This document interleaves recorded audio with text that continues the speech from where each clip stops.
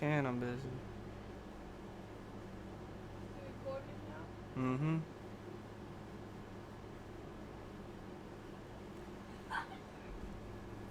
Welcome back, guys. This is Legit Lee back again with another streaming video here about Blender, like always.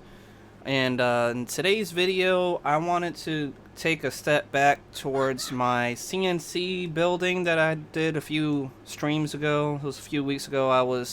I designed this particular one in Blender. If you guys don't know or haven't seen that video, definitely check it out. It's pretty informational. This is all real world dimensions inside of here. So that spindle I got from Banggood. It was the 48 volt spindle. I think it's like 500 watts or something like that. I forget. And it has its own speed dial potentiometer that adjusts the speed. These are NEMA 23 stepper motors, and then we have some 8mm lead screw bearings, I guess is what you would call those. Those are like pill blot bearings. Those are the 8mm ones for like 3D printer 8mm threaded rods. And then these are linear guides or rails, and this is a linear guiding block I had on there, but I don't need, so I'm going to delete that.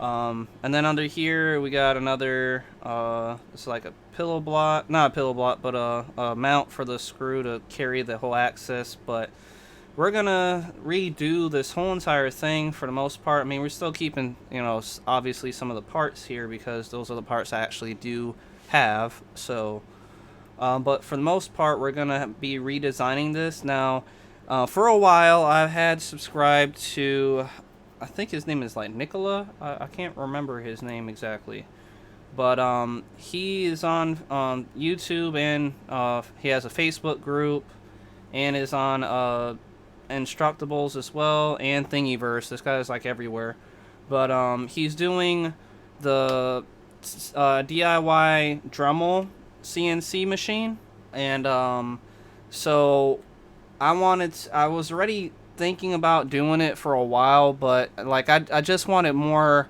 rigidity. Like I wanted my stuff to be strong, and you know, his parts are great and everything. Like the Z-axis, you know, was all 3D printed though, and I'm not really cool with that. I mean, it's not bad for, like, you know, if you're just doing wood, but this type of stuff I want to cut like plexiglass for ones that have plenty of plexiglass, and like, you know, aluminum here and there. And you know, some of the people have made the machine where it can do that, just not like, well, it's not the best, but it does kind of work.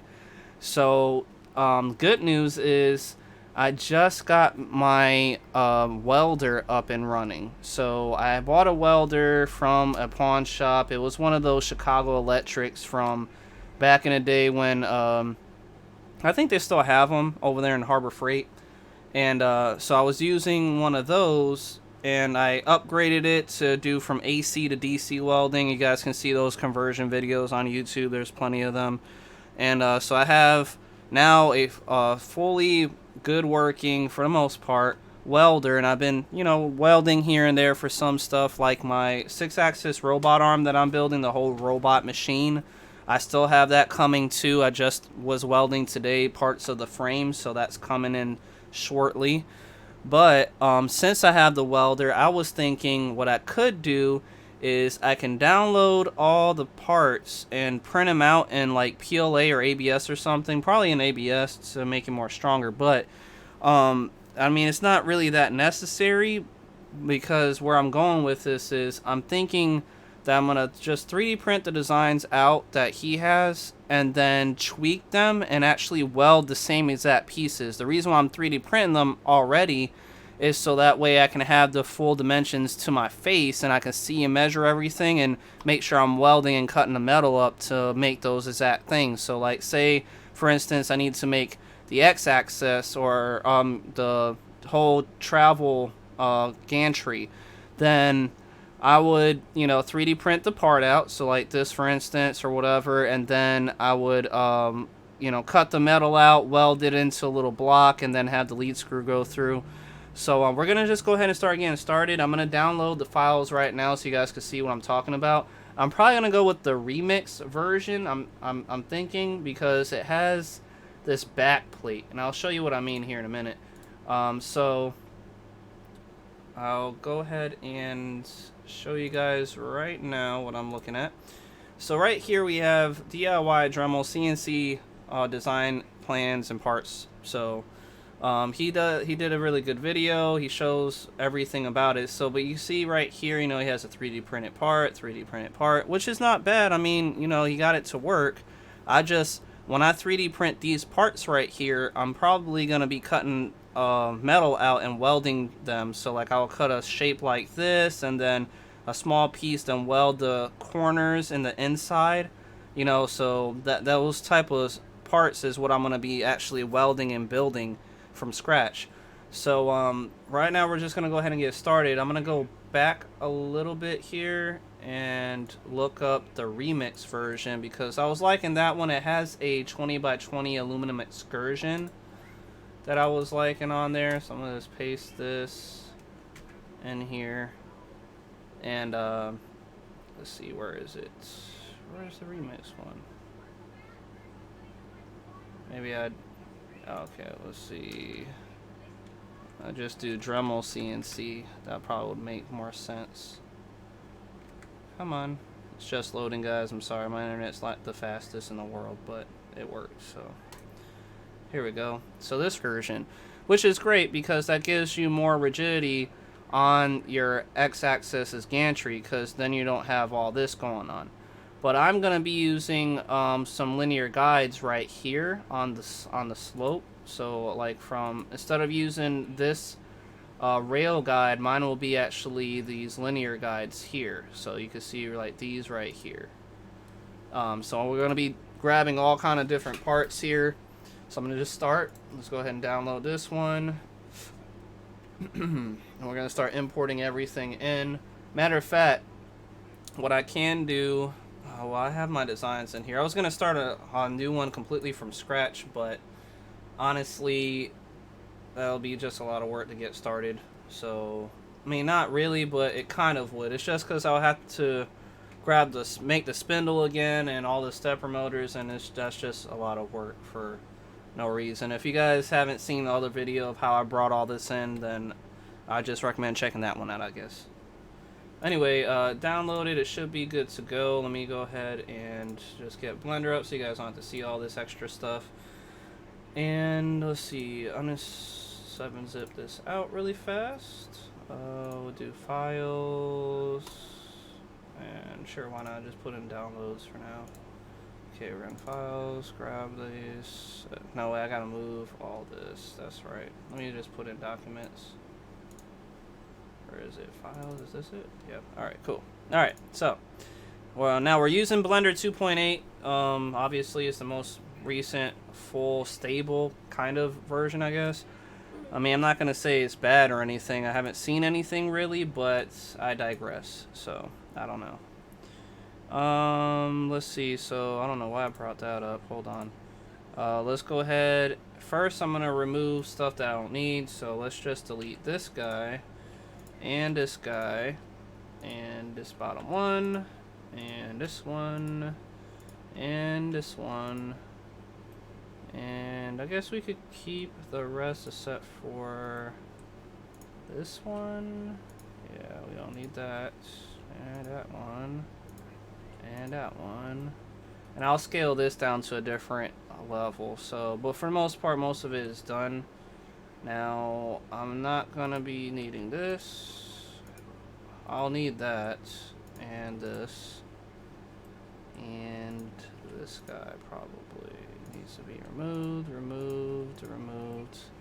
Okay, that looks okay, I guess. I mean, we're gonna be making our own, because these rails here are the Chinese Haiyuan, the 3D printer rails. I don't have that one. I have they're HSR 15s with their pillow block or block bearing slider.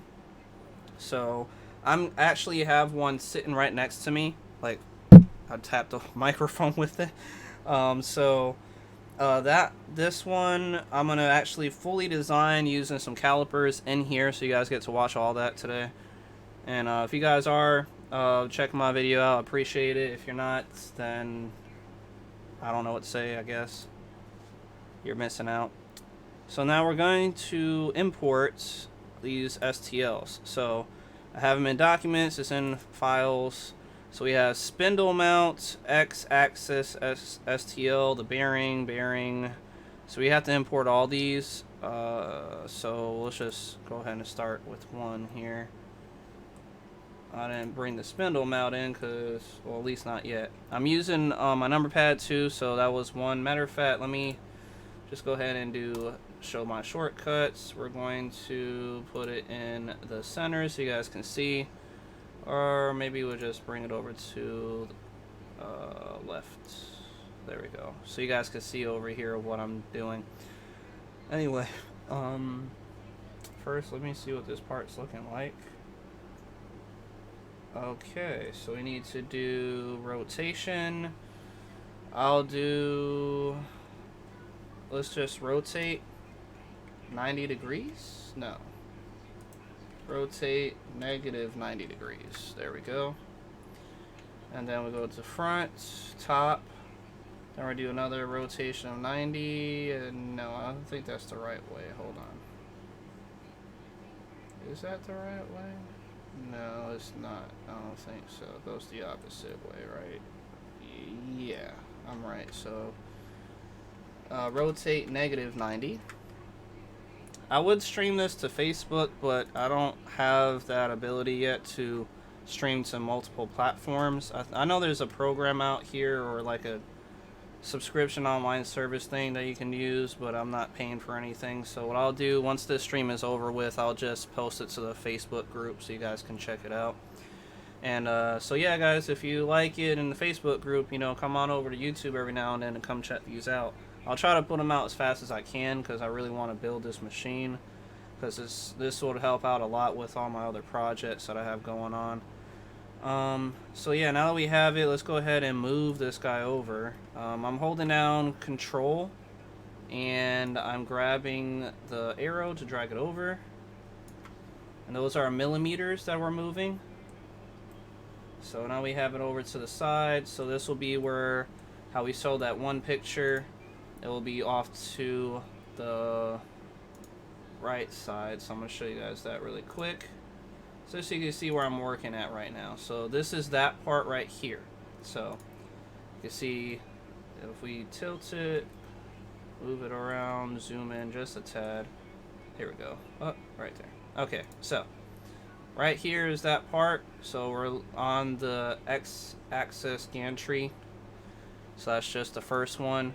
Now he has another one on the other side, but remember, we only have one motor that needs to be mounted. So the other side X-axis doesn't need a motor. It only needs a bearing in it. So that's why you have to get all the parts in. So now we have this one in. We'll go ahead and import the other one. I'll just go ahead and full screen Blender now for you.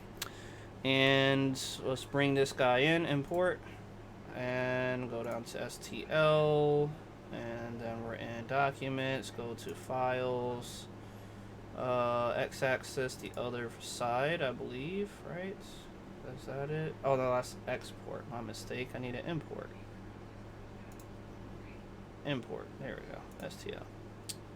STL. X. There we go. All right. Oh, this is version 2. I don't know which one would be different. Oh man, Blender's acting crazy. There it goes. Where is it at? Whoa, what happened? Wow, this is looking ridiculous right now. Okay. Not sure what just happened here. This is strange. Blender's tripping. I don't even see my file, so this is odd. I mean, granted, it's kind of good because we got our aluminum excursions back in.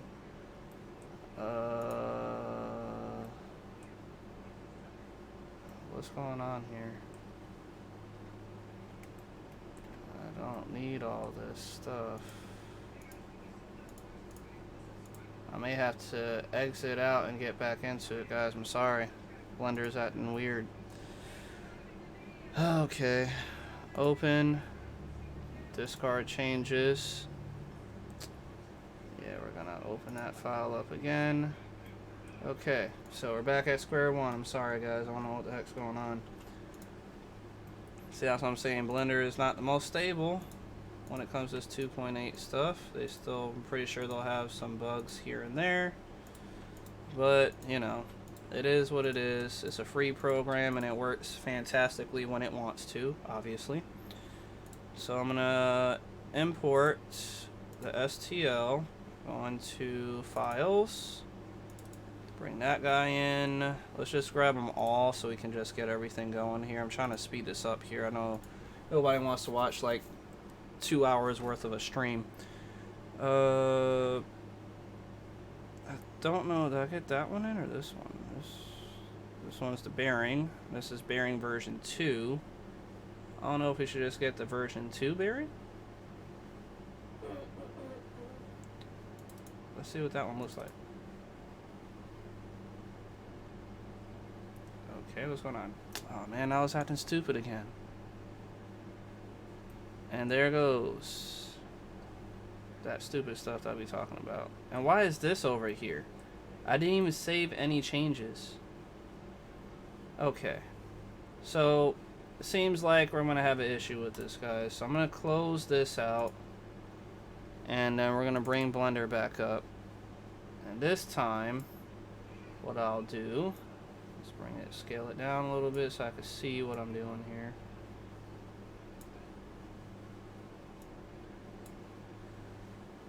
I don't know if I should open that up or just start a new one. It's just because I don't have the spindle and I have to probably create it. So that's just great. Well, I mean, I'm pretty sure I could open up Blender on another tab, maybe, and then grab the spindle from that, you know, export it out as STL or something, and the stepper motors too. So we'll just start from scratch here. I think it'll be easier. Anyway, so first thing we're gonna need to do is go here, go to our units. We want to use millimeters for our designing preferences. Set everything up correctly really quick. Scale done. Grid floor is looking accurate. Get our end panel up. Let's go ahead and get our shortcuts showing on the left. Okay, we're in the item. We don't need this cube. Orthographic mode. Do we need a cube? No, we don't need no cube. Let's take that cube out of here. Okay, for now anyway. We would probably have to add a cube later, but I just want to start importing all these files. So STL, same process. I'm sorry it's taking forever, guys. I wonder if I can. I don't want to tempt it. I would try bringing all these files in, but I don't want to tempt fate here. I think the overlay, where was it? Was it scene subdivision? I forget how to scale out the overall view. That's what it was, right? Yeah, so and we're just gonna do like, let's add another 0 to this. Why not? There we go. So then we can zoom all the way out if we want to and don't have to worry about nothing. Okay, now we have one item in. Let's go ahead and grab the other ones. Import STL. Oh god. So we have 2 in there. Let's go into the right view, rotate -90, done. Front view, top view, rotate -90, done. This one, are they the same? I don't know. Hold on. No, this is different. That's the bearing. So I need to go here, rotate -90. Top, rotate -90. Now we can move by clicking this guy, Control and drag this guy over. Control, well, you know what, let's just line it up with that line. Good. Grab this guy, move it over, line it up with this line. Good. Okay. So we have both, oh wait, they're on the opposite ends. Hold on. My mistake, guys. He needs to be here, and this guy needs to be over here. Alright. So you have both the x-axis stuff. That's great. Now let's get into other stuff. Well, I wanted to double check the version 2 really quick. I want to see what those look like. Version 2. What's the difference? I don't really see much of a difference, to be honest with you guys.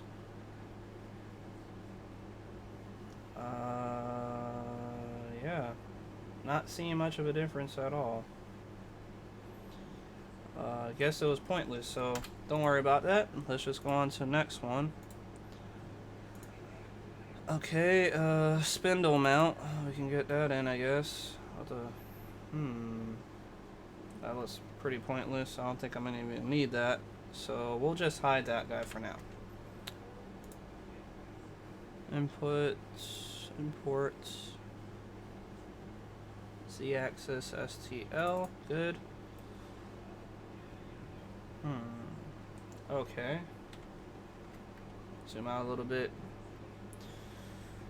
Right click, set origin, center of mass, good. Rotate -90, good.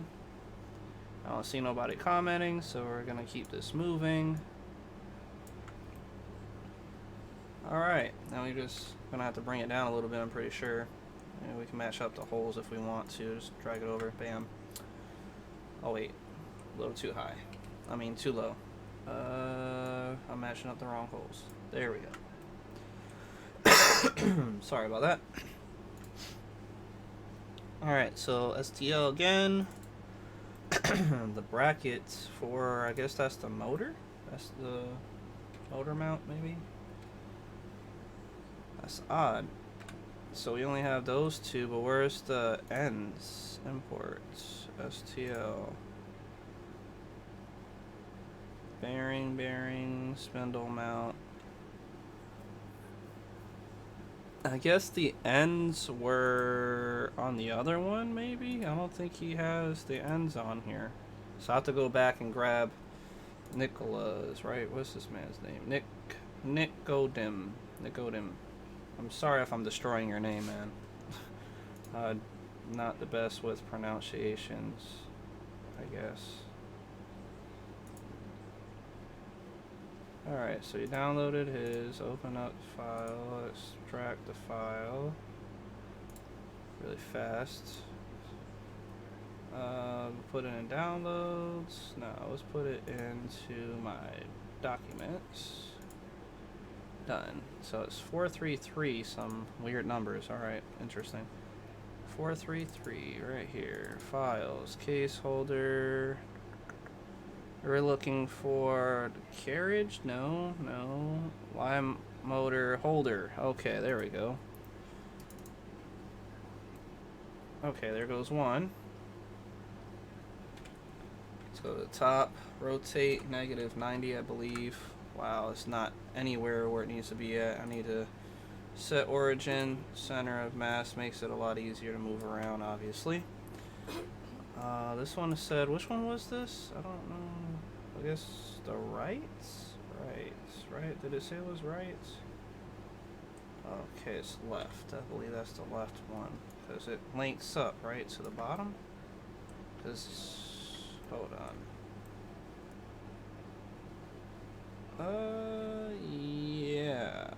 I believe so? No, that's the back. I don't know. I'm confused. I think that is the right one. Let me just look at the picture again.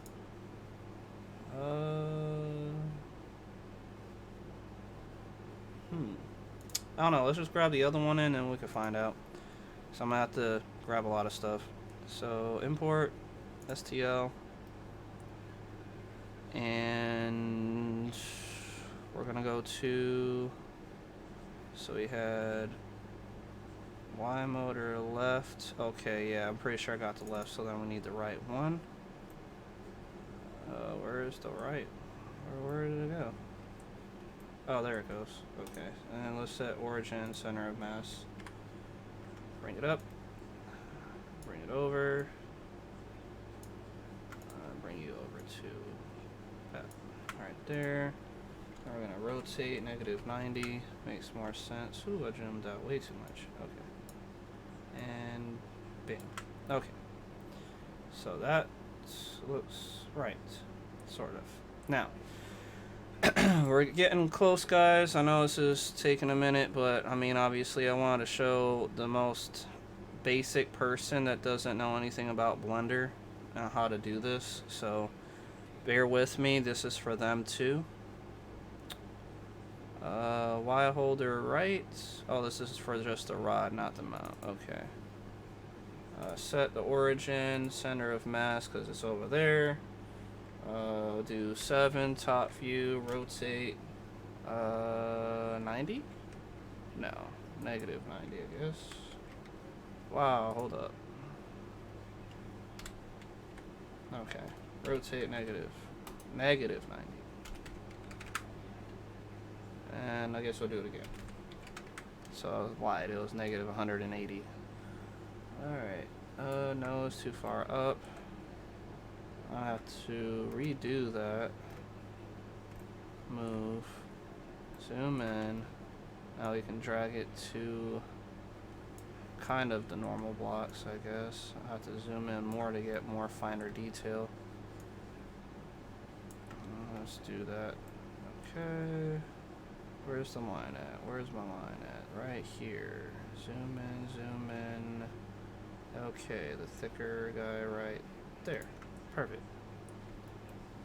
Trying to get everything kind of lined up right so we can know where we're starting with. I don't want to make things complicated for no reason. Okay. Next one. Grab this guy right here. Set the origin again. Oop. Set origin. This guy. Top. Rotate -90. Makes sense, right? Makes sense. Zoom in, zoom in, zoom in some more, some finer detail movements, good. And we're going to pull this guy back down to here, too much, zoom in, drag it up to my next line. It's super close.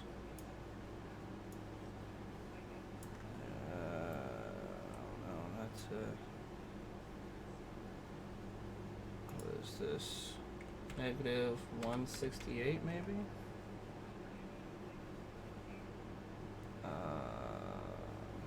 Okay, Z is fine. X 220 maybe. Perfect. Well, for that one, but this one is off on the Y. So which way would that go? Okay, so we're going down, so like 167.5 maybe. -167.5. Too much. Let's just do 0.3 maybe. How about that? That'll work? No? Okay, too much still. So it's 0.6 probably. Perfect. Alright. Now that we have everything kind of lined up, except for this guy, he's a little weird, but I don't care right now. Let's not worry about that. So we have the bracket. I'm gonna go ahead and set the origin to center of the mass. Makes it a lot easier. Go here, rotate 90 degrees. No, negative. We're like -90 for everything right now. Bring that up. Bring it over. Probably have to bring it back. Yeah, makes more sense, right? Something like that. I don't know what's going on with this. Okay, and we're good right there for the most part. So no, matter of fact, I think it gets attached to the back part here. because there are some mountain holes I had just seen them, right? You see right there? I think this goes like that maybe, or rotate it. I think maybe rotate 180. Maybe it's something like that. I don't know. I'm now confused. Yeah, I think it goes like that. Yeah, that looks better-ish. Okay. Voila, something like that. Hooray for us. Even though I'm not probably going to be using any of that. Now we'll do the rest of our stuff. Import, STL, Z carriage STL. I don't know if we need that one. Tool bed drill spool tool. Support coupler. I already have it. If they're talking about, yeah, I don't need like a regular coupler. Spindle, corner connectors, clamp, vase, case top, pen holder, pencil, X carriage, Y. I don't think we needed anything else then. Now we just need to get the aluminum excursions in, which I have to find. So let me just double check that. I'm pretty sure in my documents. That's 80 by 80. That's not what I'm looking for. Don't know where these aluminum excursions would be, to be honest with you. I forgot. I think it'd be 40. Let me just search. 40, 20 by 40. Where is this located? In documents, 3D design files. Okay. 3D designs. Where are you? Lima 23. I don't know what CL means. Oh, if it's a Lima 23 though. Ah. Well, it's not the best, but it'll work. I mean, I know that's not my motor, but it'll work for now. Where's the origin? God, what is with all these origins? Alright. Something like that. So we got a motor in. I could just duplicate that a bunch. I'm not worried about that. STLs. Let's get that 20 by 40, wherever the heck that was supposed to be at. Z support, arm, and Lima 23s, G2, J2, enclosure, maybe it's in here. Okay, here we go. This is a jig, I don't know. Maybe I never downloaded it? I had to download it into here somewhere. Or maybe I deleted them when I didn't need them? I don't know, it's weird. Confused. Holder, jig. I'll just download them really quick off of Thingiverse. Just makes more sense. Okay, 20 by 20. I think I have written down all my stuff too. Like in the first stuff that I designed. Let me see. Is this it? No. Is this it? No. I don't know if I still have that paper. I bet I don't. Knowing me, I probably threw it away. So I don't even remember what my sizes were. What? 20 by 20, no, nothing found. 40 by 20 then? 40 by 20 aluminum excursions. That was going on.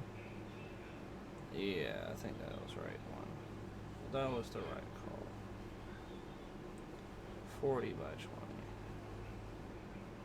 This Raspberry Pi crap. I just want the excursion, man. Where are you? Come on, really quick. Find it. I know you're in here somewhere.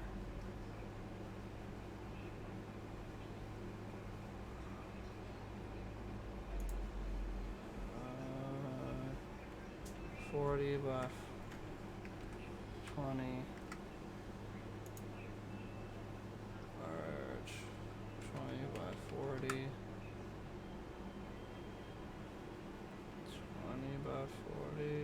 here we go. We have 20 by 20, 20 by 40, and 20 by 80, so that's good. I'll just download all these. Okay. Trying to go kind of quick here, but it's hard. Documents. Bam. Okay. So let's go to documents, and then we have to find, where are you? There it goes. Okay, so we have 20 by 20, we need that. And then we need 20 by 40, import. I mean 40, yeah, 20 by 40.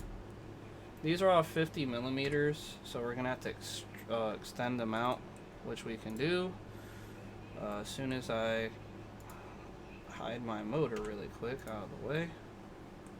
And we're gonna drag this guy up, and we're doing center of mass, because that's easier. Center of mass. Come on. Easier. Okay, now for this one, what we'll do is rotate 90. Now, this is going to be super simple to do. All you have to do, make sure you have this tool called Measure It. You have to make sure it's installed. Once you go into Edit, you go to User Preferences, and then you'll go to Add-ons.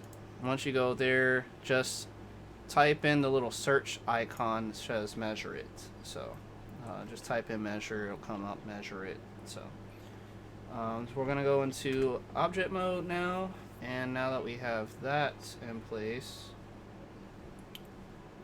we want to first grab our dots. No, we do solid. And so I want to grab one vertex. Oop, what the heck just happened? Why did I do that? Move. Okay, one vertex on each end, 1 and 1, and then we'll do view. We're going to configure. I'll do this as Y, green, 50 to C. Okay, and we're done with the configurations, and click segment and show, and we have to change this to millimeters. We're at 50 millimeters. Okay, so now that we have that and we know the information, deselect everything, Z wireframe mode, B to grab, select all those. We're going to move all these this way, and I believe I have 600 of the measure of this measurement. This is 3. Zoom out. So I'm trying to make sure that my excursions that I have right now are the same length. So give me 1 second. I'm gonna go double check this really quick.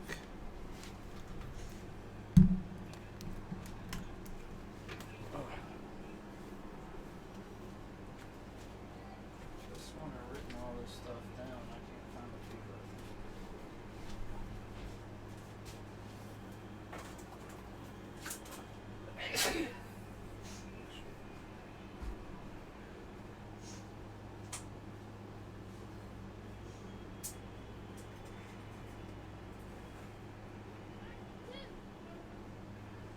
So we're at 560. 560.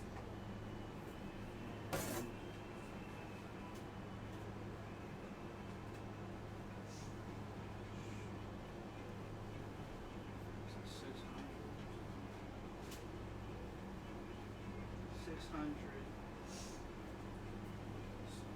560, 600.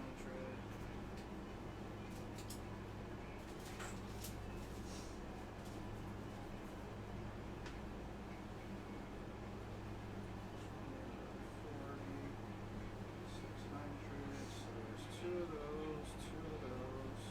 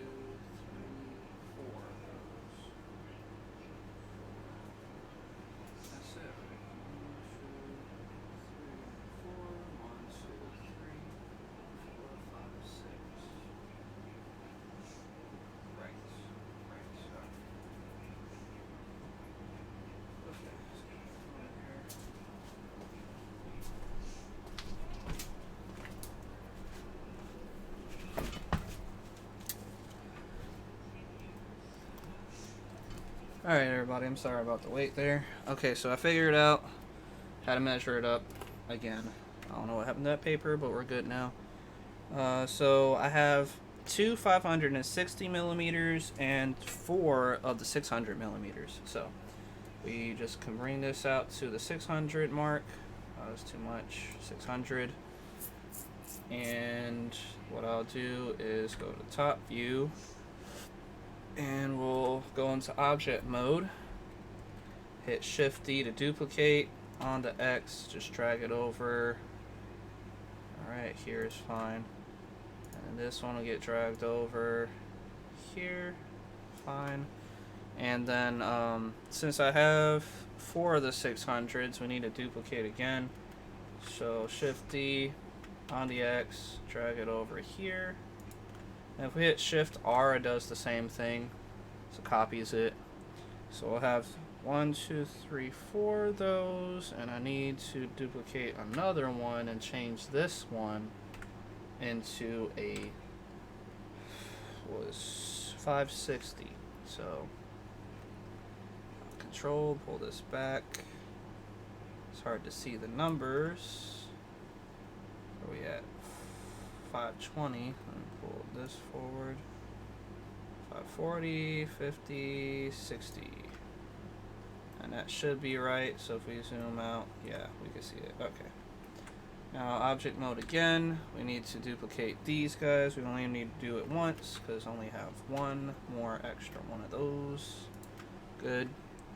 And then the 20 by 20 is gonna be a 800. I have 4 of those. So let's click this guy, and I'll do this way, rotate -90 is fine. Zoom in. Sorry about that. God, I don't know what's going on. I'm talking too much. Anyway, let's see. We're in objects, so I'm gonna go to edit. Wireframe. Actually, no, I was right. We need to do solid mode. Let's bring this guy forward a little bit. Alright, so now we know it's 50, but we still need to see. So all I'll do is we will deselect everything, grab one vertex over here, one vertex there, and we will segment 50. We'll change the color just so that way we won't get confused. I'll make it yellow. Makes it easier. Wireframe, deselect all. Oh, bring in B. There we go. And now we'll just move back, zoom all the way out, and then we will pull this guy to be 800. Cool. Now, object mode, top view. Shift D, duplicate on the X, drag it over, bam. Now we have 2, so we need 4, so 3, 4, bam. And then we can grab all these, and we'll do set origin to center of mass, and we will shift grab, oh wait, no, undo that, control grab and pull these over. So we have what we need for that. And those, okay. And now we can delete all the numbers because we don't need them. We can just hide them if we want. It doesn't really matter. Well, I guess it does matter because we're going to probably need measurements here in a minute. So let me show that. And we'll just click on each individual one and remove them. So delete. I have to delete them. Delete. Okay. This guy deleted. Delete.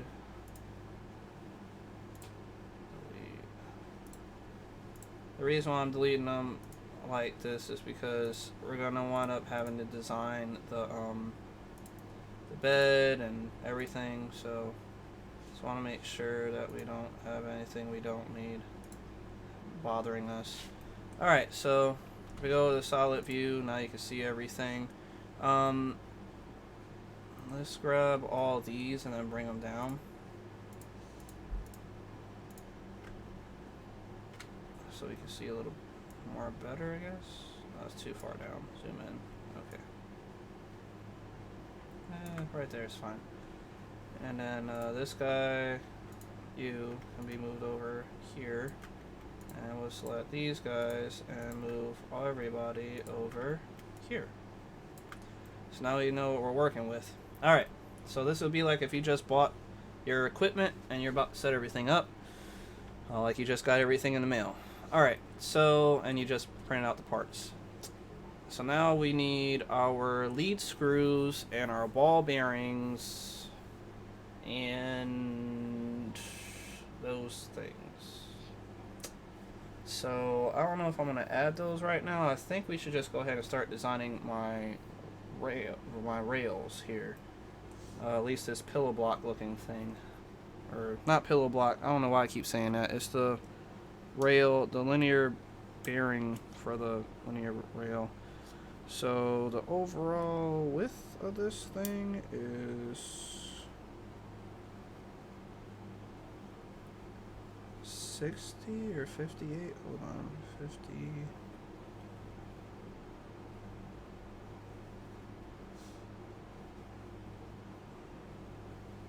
It's about 50, 59. It's almost 60. But it's not exactly 60. It's like 58 and 5/7 or something. It's weird. I'll just put 58.7.58. So we'll do 58.8. Make it easier. So how we're gonna do this is we're gonna add a mesh. Gonna be a cube. I knew we were gonna do a cube. I just wasn't sure. Let's go to item. We're gonna change this from, let's see if that's X. I know Y is gonna, well, X, what is X? Hold on. X is 34. Okay, so we're at 34. And then we are at 58.8, I believe is what I said a second ago. And then the height of this guy is, I'll just say a 20. It looks like a 20. 20. Alright, so if we go over here, zoom in a little, oh man. Zoom in a little bit.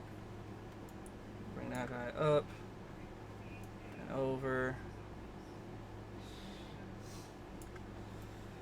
And the good news is I was looking up the HSR 15 and I was looking up like STL files. HSR 15 STL file. I Google searched it and GrabCAD had it, so I was lucky. They actually have the rail that is the HSR 15. HSR 15. Yeah, that's it right here. So let's download the file, create, sign on to existing account, Google, me. Okay, failed to load, that's nice. Maybe I just made a password.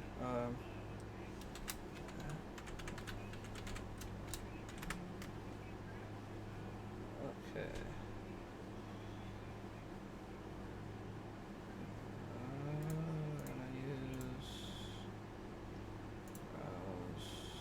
Zip, file manager. Okay. This better be, I don't know which one is the ST. Is this a STO?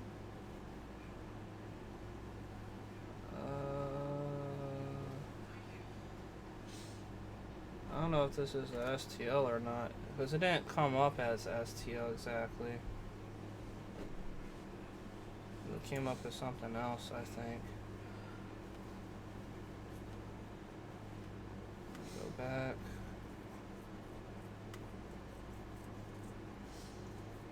Okay, version 5. Rendering. Solid edge. I'm sorry if it's taking long, guys. I'm trying to bring this stuff up where you guys could see it, but honestly, I don't know what file this is. It came up as something, but it was weird. What's the name of this? Oh, extract. Put it in documents. See if I can pull it up. I don't know if it would be able to or not. I don't know if it's STL or what this thing is.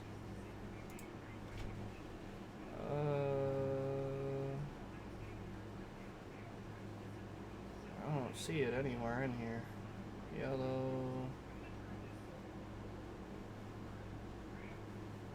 Came up as, what was it? HSR, some junk.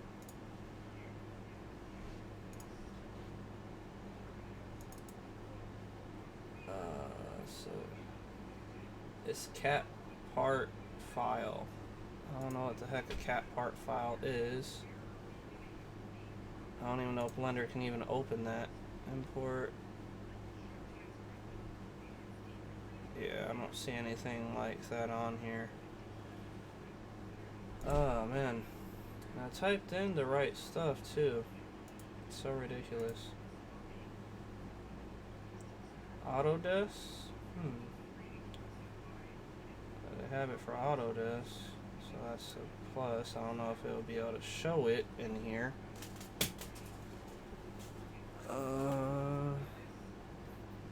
Skip tour.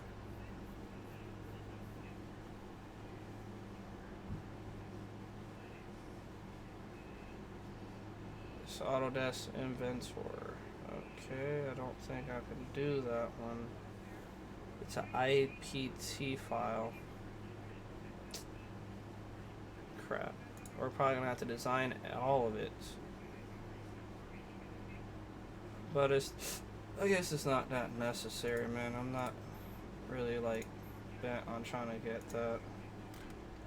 HSR 15. Yeah, I could try, see if I could find it somewhere else really quick. I was just super excited that I seen it on there, but free.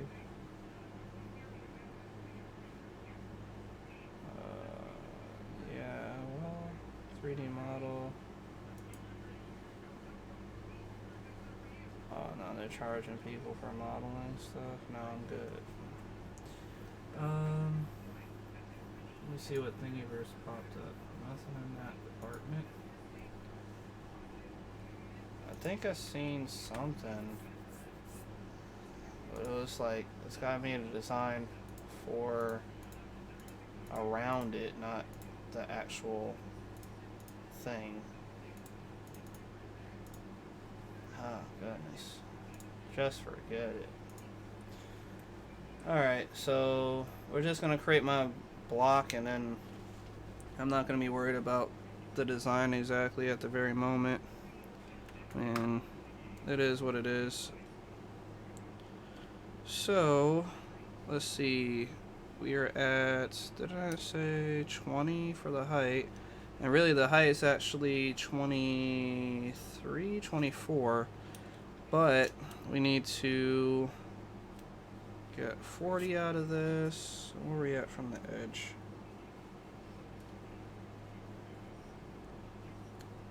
Nine? No, that's probably like a 10 then or something. 964. Let's just do 950.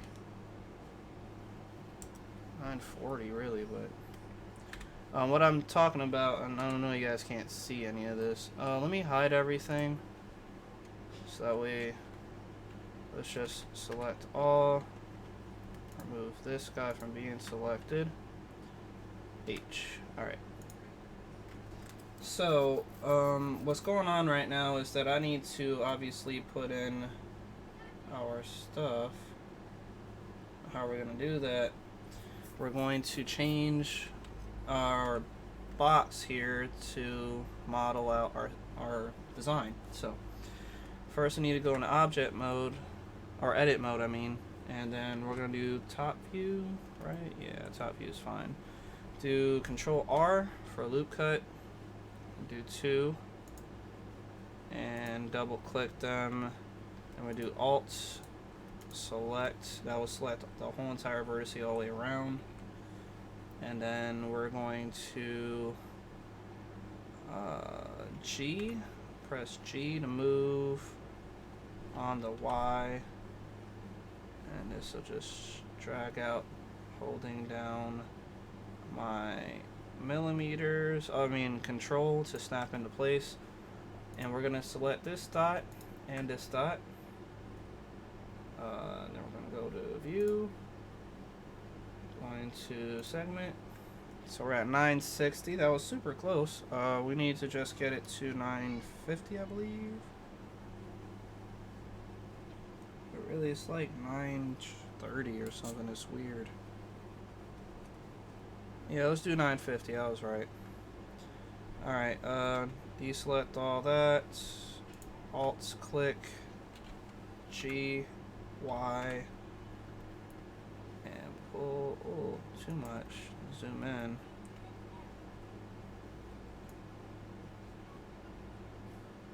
I don't know why it's doing that. You just need to move. Oh wait, it's because I'm still zoomed out. Alright. Or is it? I don't know. Yeah, it was. Hold on. There we go.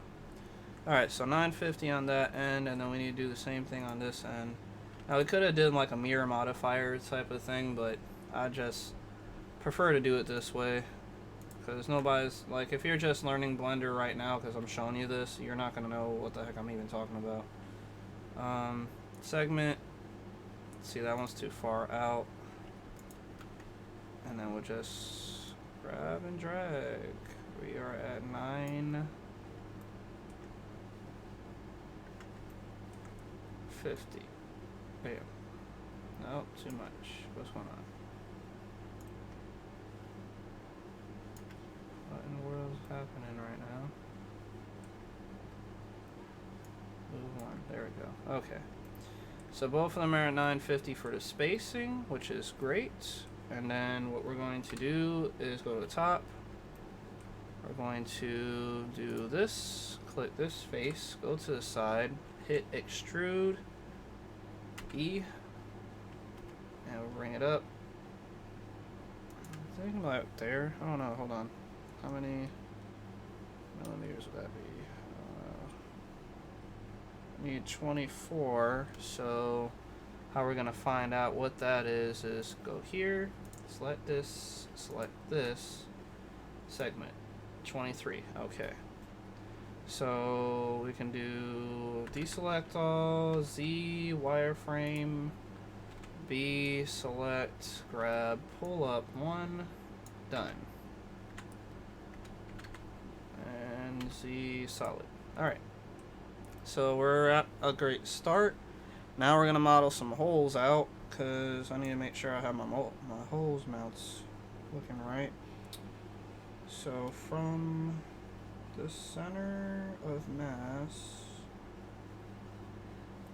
to the edge, we are at, what are we at, 6.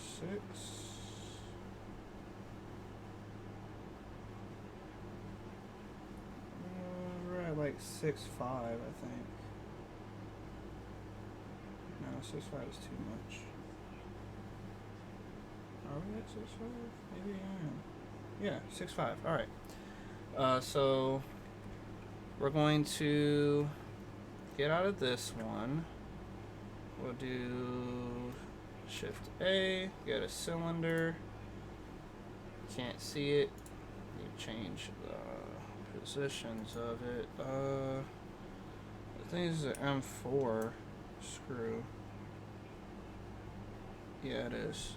So I'll do 4 by 4 by, let's say, 30. Bam. Now you can't see it because we're on the wrong side, and plus on top of that it's all the way over here. So go over here, drag this guy over, pull it up so we can see. How about we change the color a little bit, make it a different color. Where was the color stuff at? I can't remember. Still trying to figure this out. New. Material, let's call this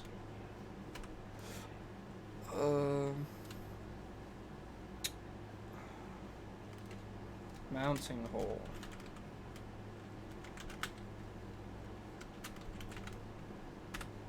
And we'll make it red so we can cut stuff out with it. Red's like a good cutter, I guess.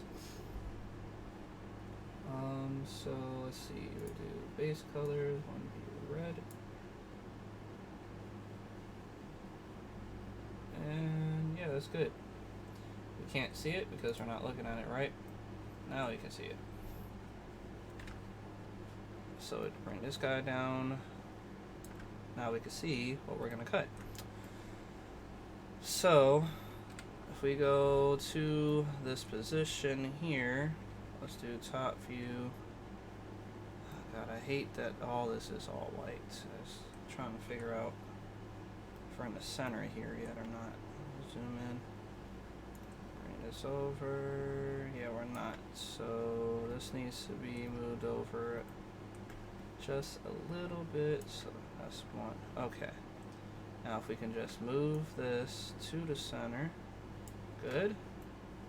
Good. Alright. So from there over, we need to move over 6 millimeters and a half, I believe is what it is. Matter of fact, I can make lines to help me indicate that information. So we'll do tab so we can see, so you know we're in the center here, and we'll do a loop cut. Loop. Do 2 so we can know where we need to position our stuff at. Yeah, there we go, center. So deselect, alt, grab. I'll do G, or we can just pull it. I think I could just pull it at this point. Pull it over. Let's pull it right about here. And then click that dot, this dot, view, segment. I'm at 50, let's see, 527, that's weird. Alright. We need 650, right? So 37, 57. So if I just drag this over a little bit, there we go, 650. The same thing with this side. Let's just segment this guy. Hit Alt, grab this, bring it down to 6. Drag it over to 50. Right. No. No. Shoot. Come on, you. It just wants to pass. It don't even want to give me that 50. This is so ridiculous. Come on. No. God, I had it for like a millisecond. There we go. Alright. So now we know where our lines are going to be at. And then I can do the same thing for the other part. So we're at 4 millimeters over from the edge. Okay. So we can do another loop cut. Do 2. And see, this helps with lining everything up. So we do here and here, segment. Make this red, so we're on the x-axis now. And I like staying in color form for my stuff, for the axes, so bear with me on that. So we need to go over 4 from the edge. So we need to zoom in, bring this to up, zoom in, and we're at so much. Come on, 4. Give me the 4.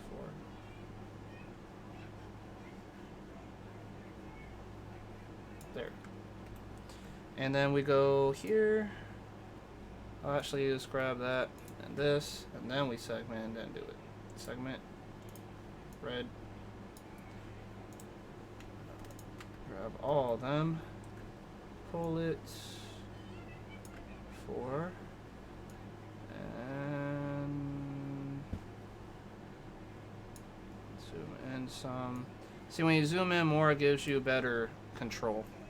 Anyway, so these points right here is where we're going to need to put our circles at. So we're going to get out of this, bring this guy over. You can't really see it, but I'm going to move right about here. And if we go here, okay, so I need to move it over some more. Down and over. Click there. Probably just need to move it down about 1 or 2. Let me see. That may have been too much. I don't know. We'll see. Yeah, it was. So I have to zoom in, pull it up just a little bit. Still too much.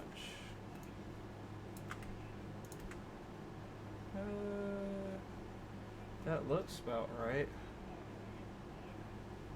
It's hard to tell.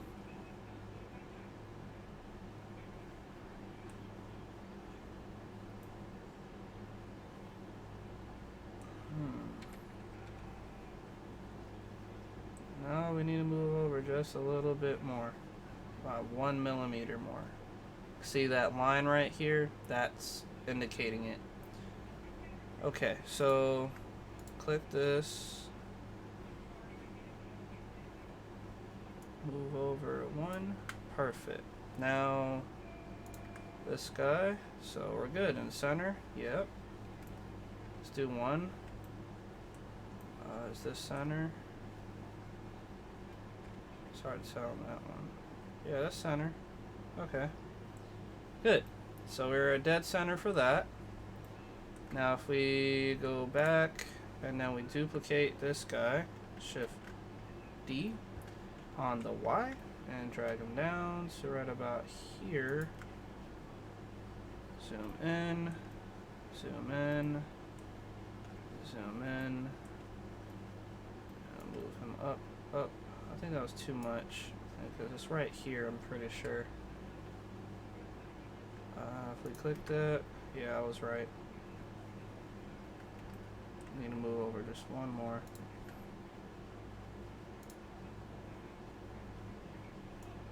Bam. Good, good. Yeah, looking pretty good to me.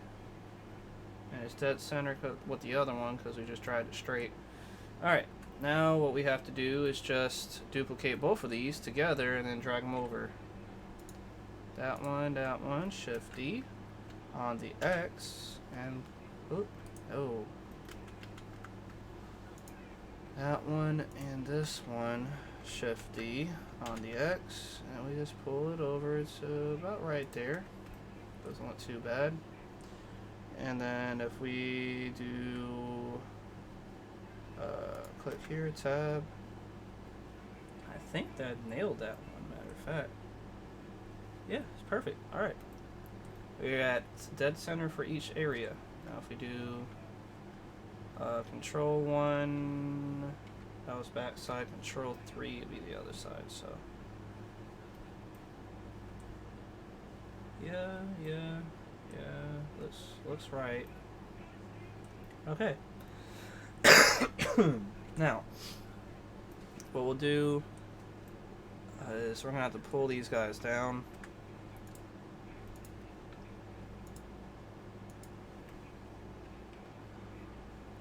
Actually, I don't know how far deep this thing goes, to be honest with you. I could see if this will stick all the way in there. I don't know if it will.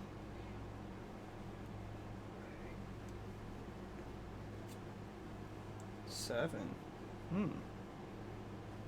Oh, 7.5. Alright. So if we zoom in, bring it all the way up to the top.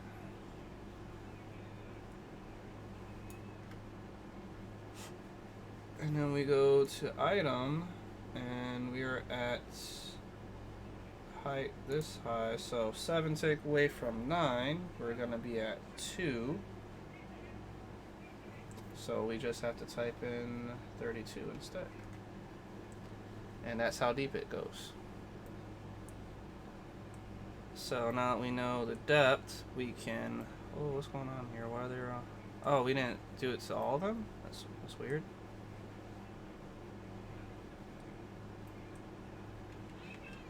Only one did it. Okay. You're at 39, so we need 32. I guess it only does it to the last one, which is fine. I don't care.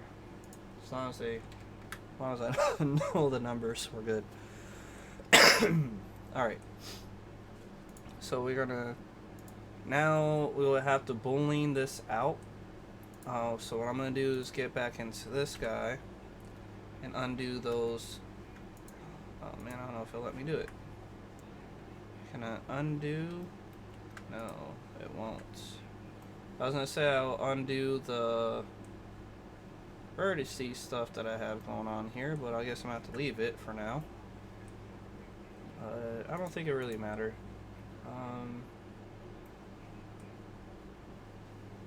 So what we'll do is get our boolean modifier here. Do boolean. We're doing difference because it's a cut. We click on that, hit apply. Then we hit X, delete, and we have our hole. And now we do the next one. Now I'm pretty sure you could select all of them and do it, but since we're already having a little bit of an issue with Blender, I'm just going to do it one at a time. Okay, add the modifier to this, boolean again, try to speed this up, apply, add the modifier again, boolean, this, hit apply, X delete, good. And for this guy, the view stuff, let's just go ahead and get rid of. Oh, collapse off? No, I won't let me do that. Alright. Okay, so now if we click on this, let's see how our vertices look. Ah, that's actually looking pretty good. I like the way that turned out, to be honest. Alright. So now we have our vertices, well, our block for the most part started. Now, I'm probably going to try to, I don't know, I'm debating if I want to make this other part of the bearing block. I don't think it's really that necessary, to be honest with you, but I'm going to do it. Why not? Because then I can design, you know, the HSR 15 shit. The rail. So we're at, what is that, 11? I don't know what this gap is here. What is this one? It's like 9.5. I can get a piece of my rail. That probably would work out a lot better. Oh, hold on.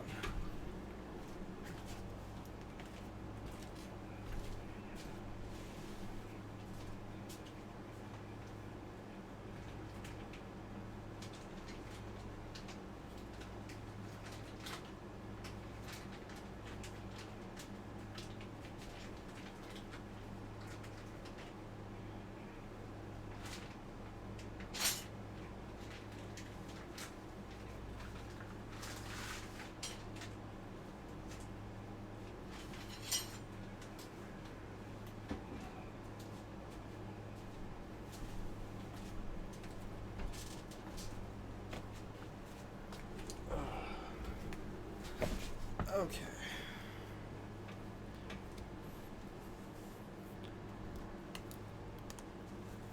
Alright, so I have a part of my rail here. We're going to measure this out.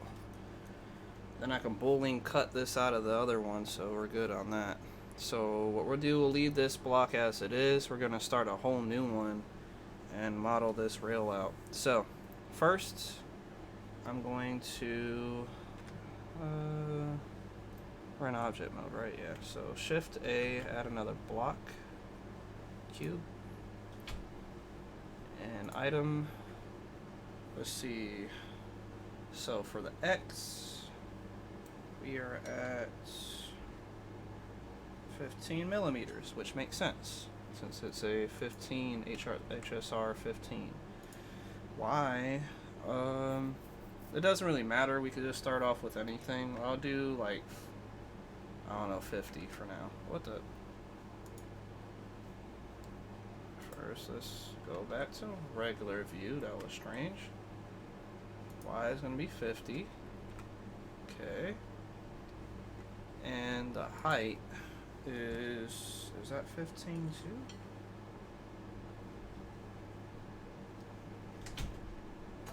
Yeah, it's 15 too. Okay. Height is 15. Love you, Dad. Where's Mommy?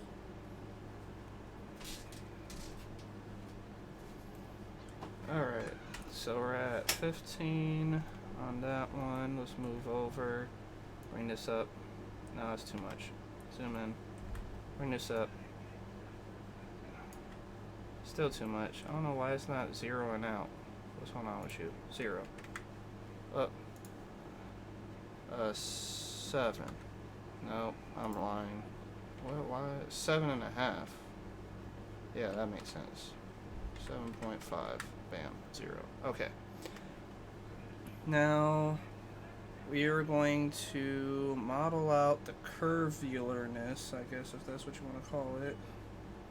It starts at 4.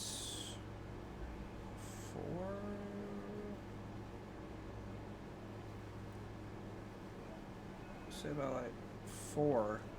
So what we'll do is go in object mode here, do a loop cut, Control R, there it goes, I'm trying to find it, and we'll bring it down. If this is 4 right here, I believe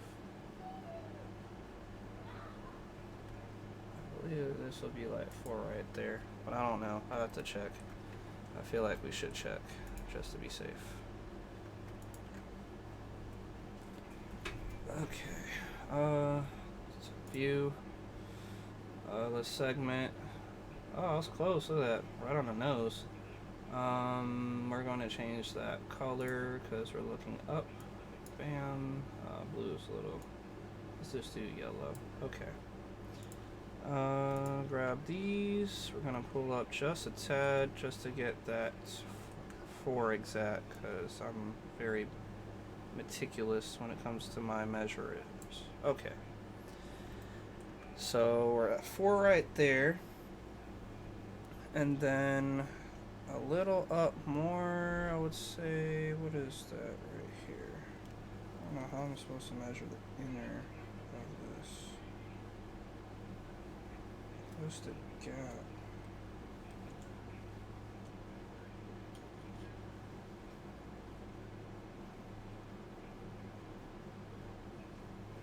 Two? Yeah, about 2 more millimeters up. Shift R. Control R. We do 2, like right here. If we segment this 2 and 1, getting good. See, measure with those lines. So, oh man, what was that? Oh, what's going on? There we go. So 2 and 4. Now that 2 gets pulled inward. So from that point, we go in from 15 down to let's see. 10, I believe. Yeah, we're going into a 10. So we're gonna have to click here, here, measure, red, and then we'll grab all of them, scale on the x-axis, and grab this, pull in, then we scale on the x, just drag it in a little bit, too much, come on, just a little bit, nope, come on you, we're gonna get that 10.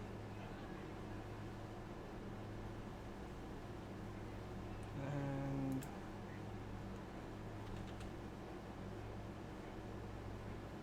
I don't know why it does this. Okay, scale on that. 10. Alright.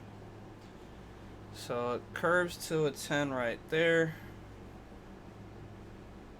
And then it goes that way for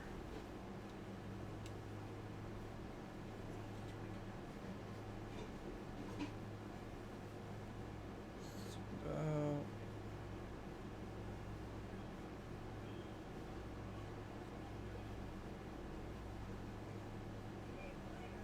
2.5 millimeters up. So do another loop cut.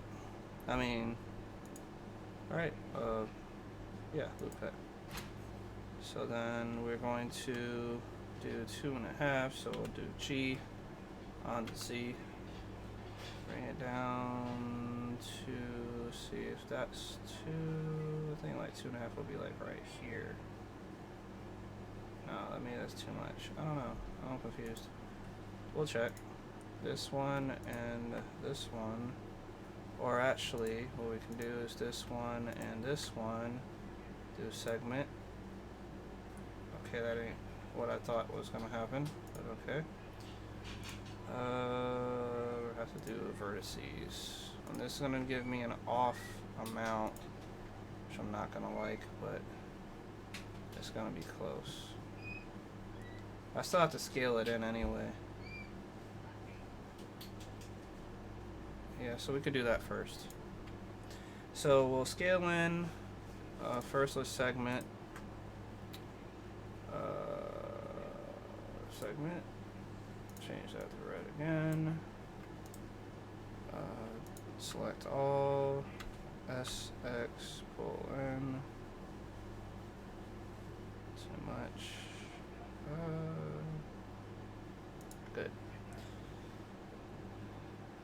And now we can check these guys. Segment 2, okay. So all I have to do is bring it down, oh, actually up, because we're at 250, I think. Yeah, 2.5. And then, let's see, from that point,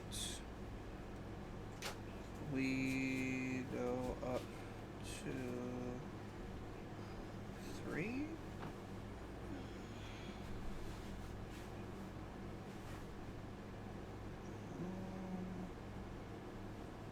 Let's just do 3.5. It looks like a 3.5. So 3.5 from. Hold on. I think I'm jumping the gun here. We have to go from top to bottom now. So it's 1 millimeter, right? Looks like a 1 millimeter down from the top. So we have to change that top one to, what is this, 11? Yeah, it looks like an 11.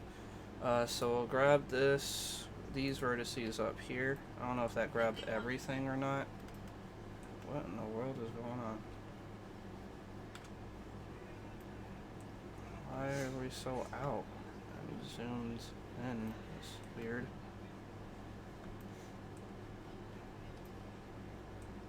I don't know what's going on right now. stuff's acting stupid. It's like it doesn't want to zoom in anymore or something. Can I home this? This is...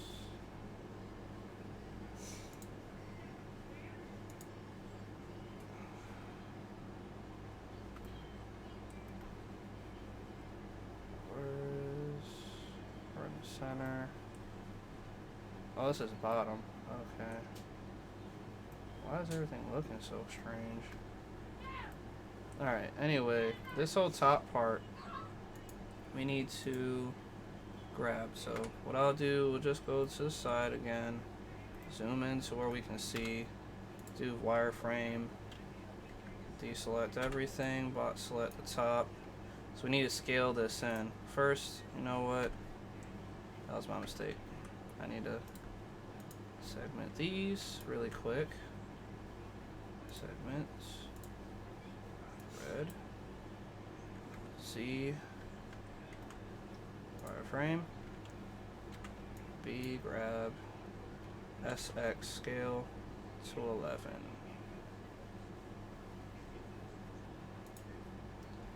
If I zoom in, I hit the same thing, done. Alright, so we're at 11 for the top. So then we need to do another loop cut. Drag that one up to the millimeter, 1 millimeter height. I don't know if that is 1 millimeter down or not. We're gonna find out here in a moment. Those the front ones? They look like the front ones. Oh, just to double check.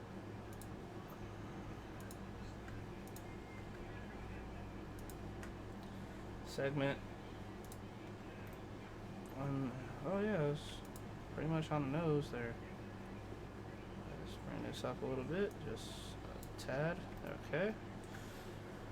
Now, from this point, or these points, we go from 11 back to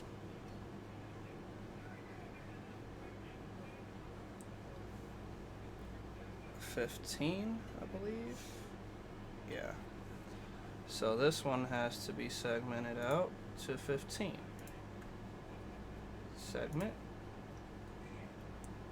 Change the color to red so we know we're working on the x-axis here. Now we're going to scale on the x, and we need 15. Where are you? 15? Too much. Good. And this kind of curved in. It isn't exactly 15 at the start. It's more of like a half a millimeter goes in. So we'll do a loop cut, but we're doing it inside here. And then we'll scale on the X, bring it in just a tad. I'll say to that line, those two lines. It doesn't have to be super perfect, but that's basically what it's looking like for that portion. And then from that one we go 3 down. Yeah, 3.5 down. So from this one we go 3.5 down, so we need to do loop cut. That's 3.5, which I feel like is right about here. So if we do that and that, actually, you know what? If I loop this out, segment first. We'll leave that color because it's not really there for anything. Scale on the X, let's do 15. Too much. Alright, so if we want to know if this is 3 millimeters from here, that's what we're trying to figure out. 3.5, which I was pretty much correct. Just have to bring it up a little bit. Not too much. Too much, too little. And go, no. And come on, build it. Alright. Now we can scale this back inward. Well, actually, that's pretty much how it's designed, for the most part. Be sure it's more curvular. But that's pretty much how it is. How it's going, anyway. I hate that perspective stuff, man.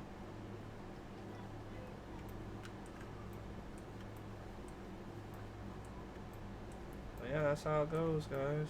So we pretty much made our own linear rail. It's a little more curved, like I mentioned. Maybe if we do a smooth, maybe. Let's. Oh crap. Do smooth, right? Where is that at? I can't remember. Subdivide, maybe? Can we do this? No, I don't know. Subdivide would work. Would it work? I don't know. Smooth vertices. Does that look more like it? I don't know. I'm trying to figure this out still a little bit. It kind of looks like it, but smoothed into this side. I don't think we should have done that way. I think we should have deselected the other sides. Like, only select these faces.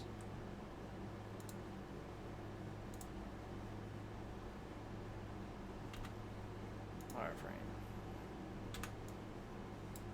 Those faces only. Solid. And if we hit smooth vertices, still doing that weird jump.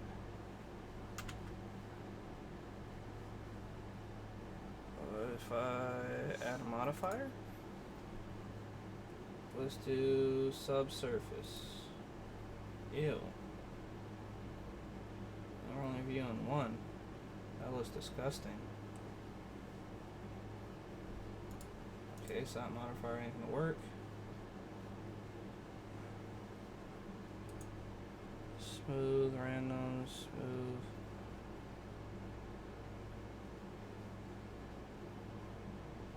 Well, it's fine. I mean, the only other thing I can think of is just doing like subdivides. I don't know if that's gonna do anything. See, it's only subdividing the mass, but not doing like anything else. It's fine though. We got the gist of it anyway. And then see from the end to, and how far are they spaced out? The holes is what I'm measuring right now. Looks like 60 millimeters. So for every 60 millimeters there will be a hole. So what we can do is, I don't know which one is the end and which one I cut. I think both of these are cuts. I did a really good job on cutting them if that's the case, because they're hard to tell. Oh, that one looks, this one looks, oh no. That one was cut too. Okay. I have to get another one really quick, hold on.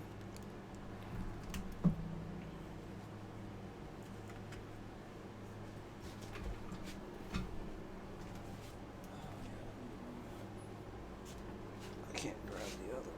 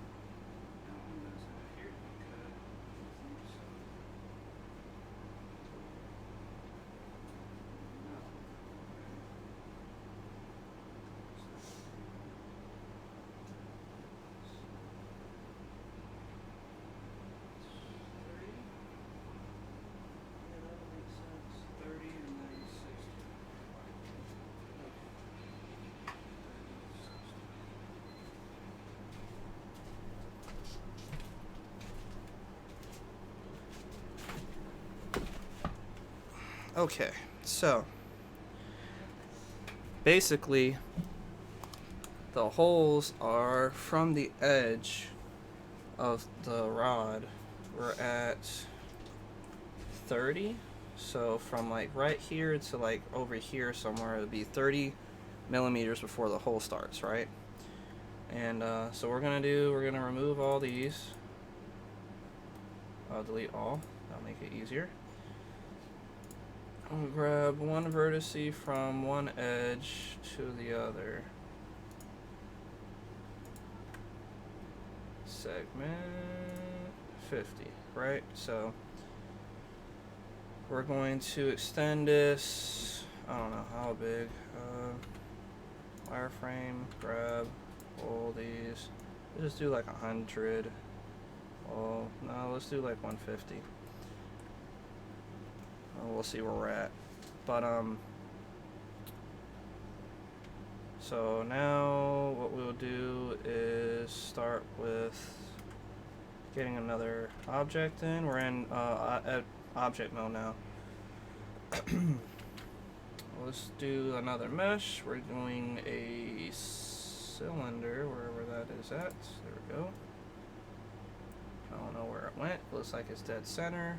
Our stuff is blocking it, which is fine. I just need to grab hole information anyway.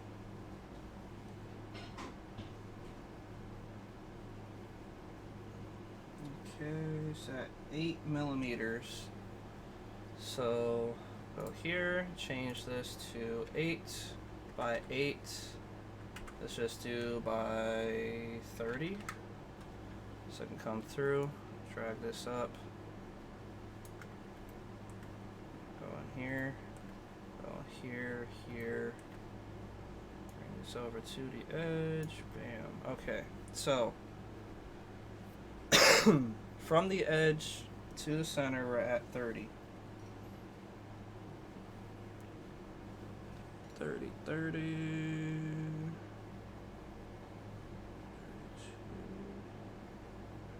So what we have to do, which like I mentioned before, we can make the lines, which will probably be easier to do. So we'll do a loop cut on the top. I don't know, I can't see it. It's because it's too long. Loop cut on the top. And then we'll drag it out all the way over here. So let's just put it, if these are 10s, so this is like 25, so 30 should be like right here. Okay, it's probably a little off, but it's fine. We'll figure that out here in just a moment. Nope, view, there we go. Segment, there we go. So yeah, I was off just a little bit. Up, not too much. Zoom in, drag you up to 30. Perfect. Now, let's just do a loop cut going horizontal way so we know we're in the center. And then we'll grab this guy, go down here. I don't think we're far enough. I think I have to go down here. Right here, maybe? Oh no. Oh god. Solid. Go here. Tap. Okay. So I need to go up just a little bit. I went down too much. A little too much. I can tell by this line. Go back here. Why won't you grab this circle? Oh, that's wise. Too low. Bring it up. Good. Dang, I forgot what line I was supposed to do it on. I think maybe that one? Nope, too much. Knew it. Alright, pull back. Bam. Perfect. Alright, so that's one. And then remember, it's 60 from this line to the next line. So I need to do another one. Loop cut. I don't know where 60 would even be. Actually, you know what? We can just do it right there. try that. Right here, right there, segment 60, perfect, okay. So if I go here, do Shift D to duplicate on the Y, drag it down to about here. I believe that was where it was. I don't know why I keep trying to do that. Oh no. Okay, it was a little lower. My mistake.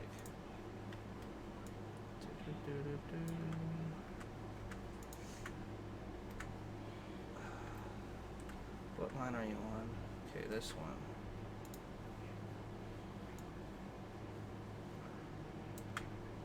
I think that did it. No, too much. Shoot. Hold up. Good.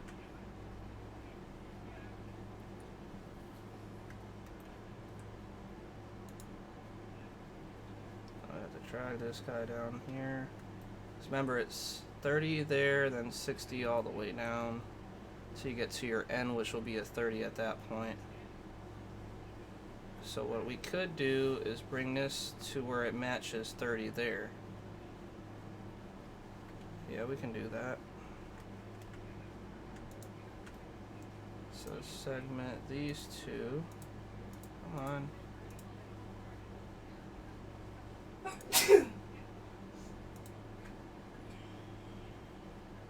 Segment. I don't think I got that right. Yeah, it's grabbing some weird number. I don't know what's going on. Stupid vertice.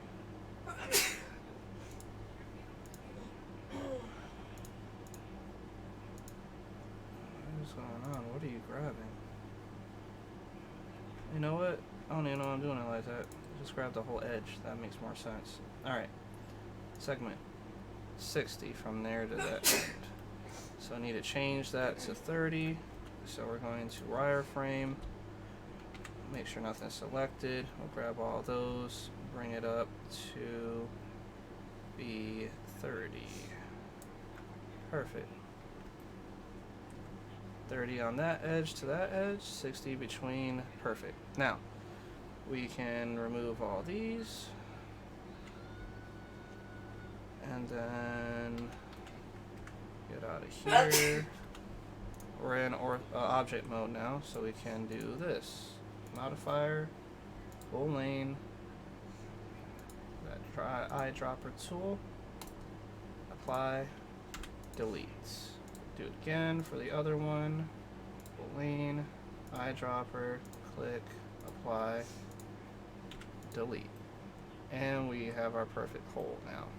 Now, granted, the holes are a little different because it goes down to like a 4, but this is the original hole on the top. So it goes into like a small crevice and turns into like a 4mm in the inner diameter, about I want to say 4 millimeters or 5 millimeters down, but it's fine. We're just using this as a reference. So now that we have all this done, we can duplicate this to be neck to neck. But first, what I'm going to do is move it to line up with my line right there, so we can do so.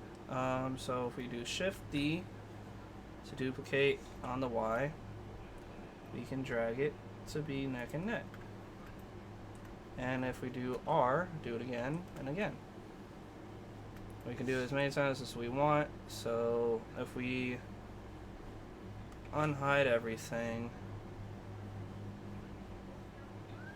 we probably would need to have it pretty long. So right now we have this as an 800. So I may wind up using those for my frame. I'm not sure yet. I may have to cut them up or something because may be too big. 600 millimeters for these 4, which is great. I actually would need that because I believe it's 610 for 2 feet. So that would get me pretty close. I think 22 inches is like 558, like almost 560. It's hard to remember when it comes to inches and millimeters. I need like basically 2 feet though. So I guess we could just start by grabbing this guy, moving him over. Let's go ahead and set the origin though. Set the origin for all these.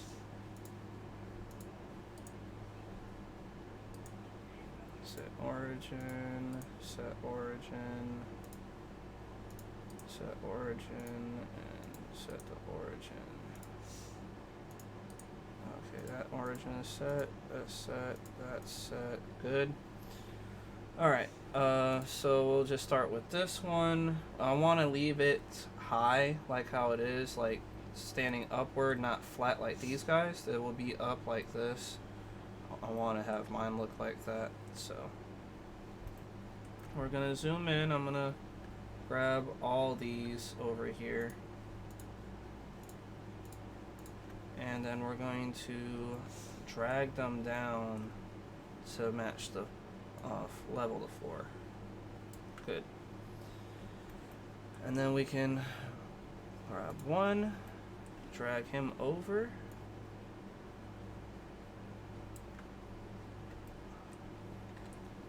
So these guys are gonna have to get out of the way for a moment. Oh no. Oh, you're already in the wrong area. Let me move you up just one. Well, something like that. It doesn't matter. I'm just moving them out of the way for a second here anyway. So these are 600 millimeters, so that's pretty good. We can start modeling up our stuff now. I'm sorry it was taking so long, guys. There's just a lot to put into this, obviously. So if we have 4 of these, that can make a whole entire box for us, which is great. That's what we kind of want. And what we'll do is, well, the only thing I'm worried, well, no, I'm not, no, I shouldn't be worried about that, because I'm not doing the same exact design as the other guys were. So if I look at my picture really quick, if I find it again, go back a few. Where are we at? Come on. No, not there. Okay. Sorry it was taking so long, guys. I just want to double check that picture I was looking at earlier. Probably should have threw it in here, but I didn't want to model off of it too much.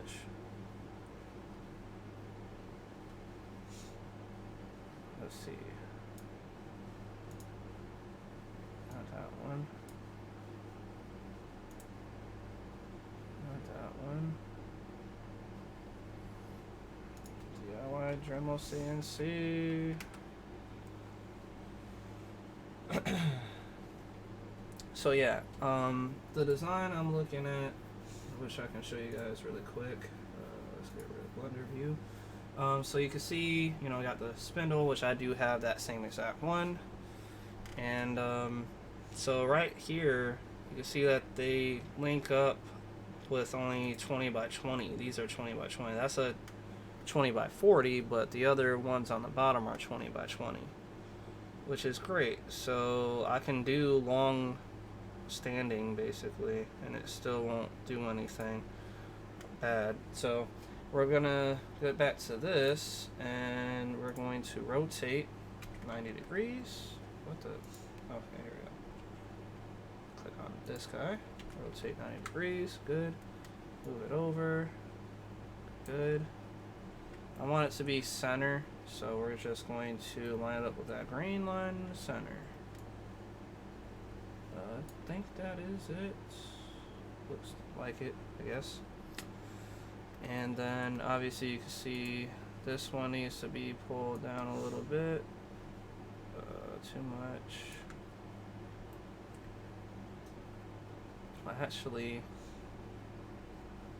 I'm trying to figure out how I want to do this. Do it do? Because I only have 4 of those, and then these go to 5 something. So do I want to do? Because I'm going to use these as the inner brackets. You know, like that, how that picture was that I just showed you. Hold on, I'll show you again. So right here, this bracket, or this extrusion that's helping the frame to stay straight and narrow. So I'll probably add like 2, which is fine. Okay. And so what I'll do, let me bring these guys over.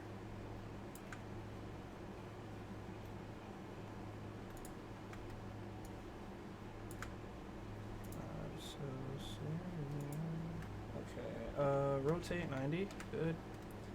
Pull up, good. Bring it over, almost good. Just need to zoom in a little bit, and then click and pull, bam.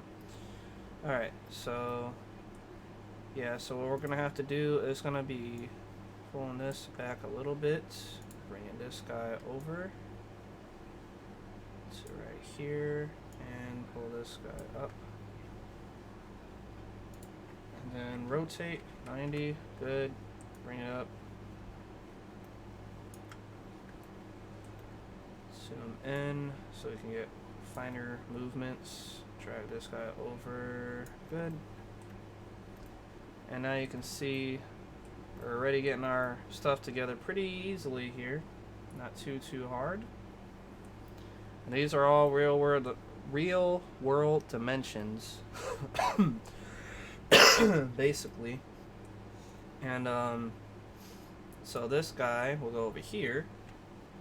So what we'll do is drag him over, drag him back.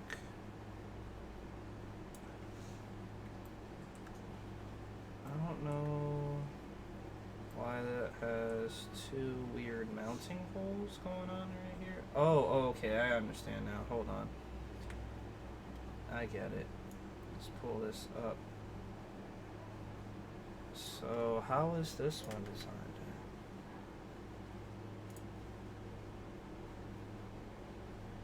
Shoot, I don't have a picture. Better picture. So, okay, so this has to connect here, but oh, so I would have to use this one instead, which is weird. Well, I'm gonna have to design my own anyway, so it's fine. We'll just use it as a reference, but we're not gonna really use it, if you guys catch my drift. So zoom in a lot, and we can make these smaller adjustments right here. Same thing with you, buddy. You bring yourself over here, over there. Okay. Too much. I don't know why it does this.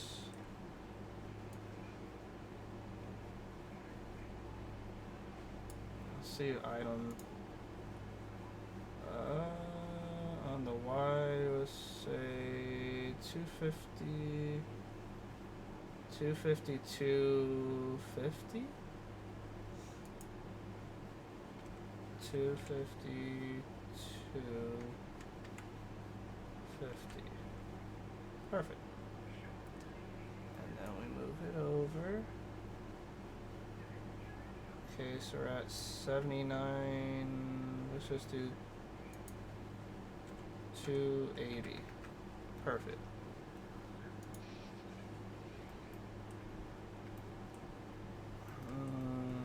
Same thing with these guys in the back. Drag them out. Move them over. Drag him out. Move him over.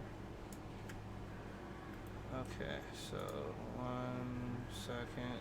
Zoom in. Pull. Good. This one is still a little off. Only by a hair though. I think it's supposed to be, yeah, 320. Okay, maybe I'm lying.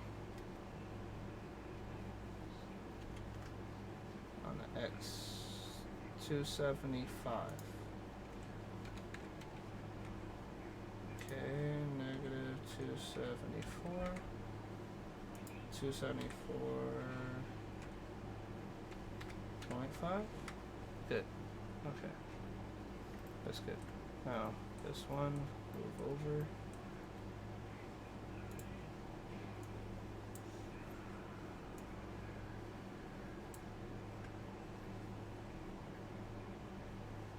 320. That's fine right there. What is this? 3, 2. Oh yeah, that's right. Okay, good. Now, so now that we have those, you probably need to move these over and lift them up. Well, really, we need to lift everything up a little bit because these are sitting too low. So, for instance, this guy, he needs to be sitting on top. Same thing with this guy, on top. And back view, this guy needs to be sitting on top as well. And you need to be sitting on top as well. Now go side view, drag this guy over to like right here, bring it up to match the hole. Not good enough. Zoom in a little bit.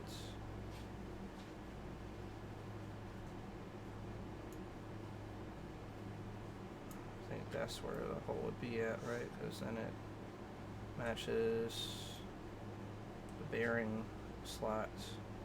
Should be right. Yeah. So that's how far high it sits, which is fine. I don't care.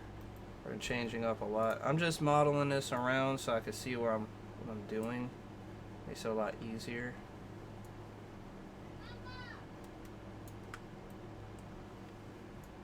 Sorry if this video is, dragged out, but it's one of those things where there's a lot to do to get this to work the way I want it to. Too high, I guess right there looks good. Alright, now that we have a lot set up, I still need to get this probably higher.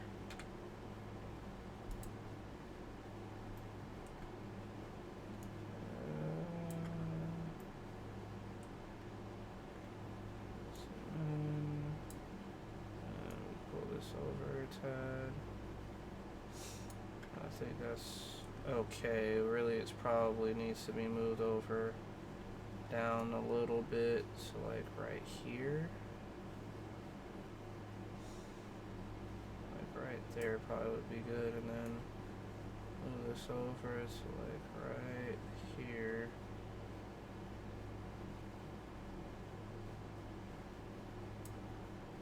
That looks okay.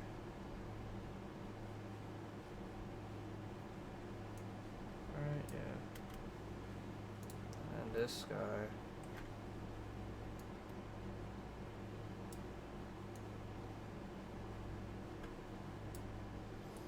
Something like that. Like I said, it's not needing to be perfect. I'm just trying to make it as good as I can. Rotate 90 degrees. Set the stupid origin again. Okay. I think I have this backwards, so let's rotate another 90. Actually, it's supposed to be 180, but it's fine. There.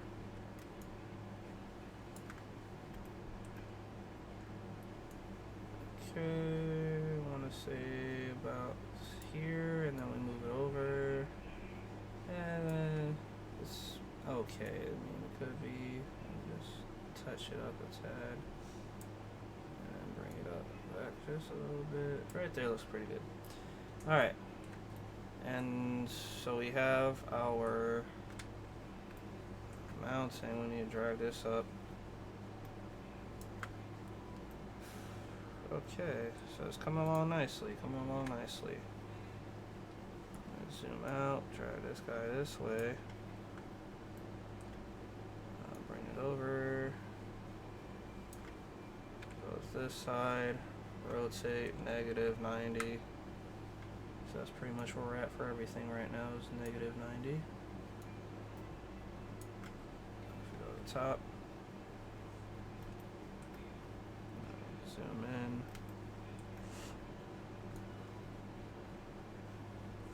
Zoom in some more. something right there.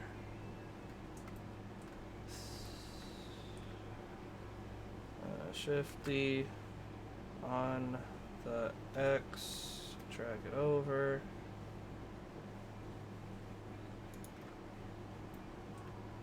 Zoom in. It's alright. Then we're gonna rotate 180.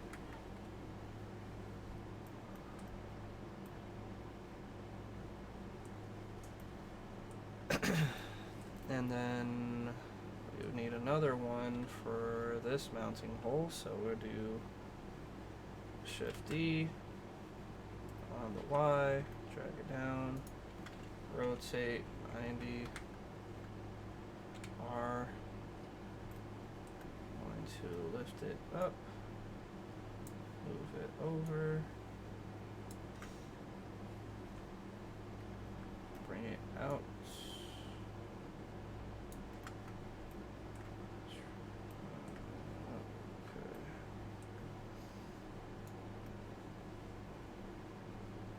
I think right there would be alright, because it has a little bit of an indent. Now these are 23 motors. The reason why I'm putting them where I'm obviously where the 17 motors were going to be at is because I need to change stuff around. I need to see what I'm looking at and start modeling around all this. So the only thing I have to do now is one, we're going to grab one of these guys and we're going to have to actually bowling cut out this portion. So what I'll do is we're duplicate, Shift D on the X, drag it out, see if it matches. Can I get it to cut without destroying? No. See, it's not gonna cut because unless I can scale it though. Yeah, scale on the Y.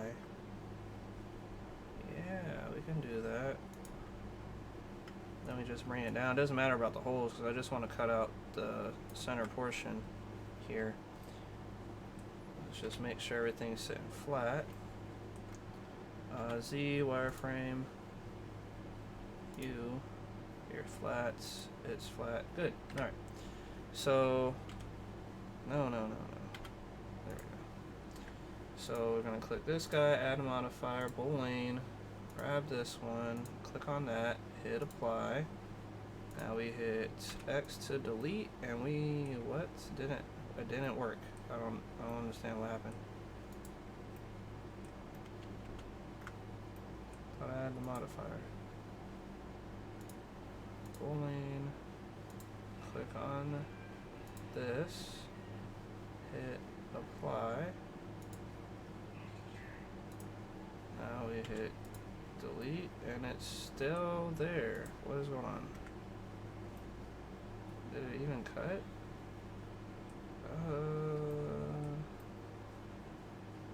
Yeah. Looks really strange. Let me select faces. Wow, that's a weird cut.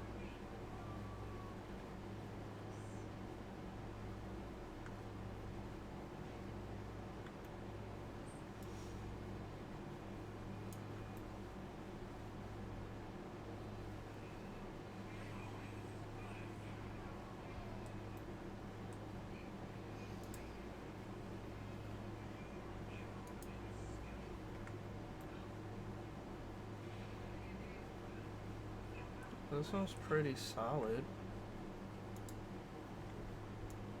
I don't see why me cutting it out of this would cause that many problems. I'm just confused. Oh, but you know what? It doesn't matter anyway, because I still gotta... I forgot. Let me hide this one. This needs to go down a little bit, because it only takes half of the bottom portion. Like a part of it, not all of it.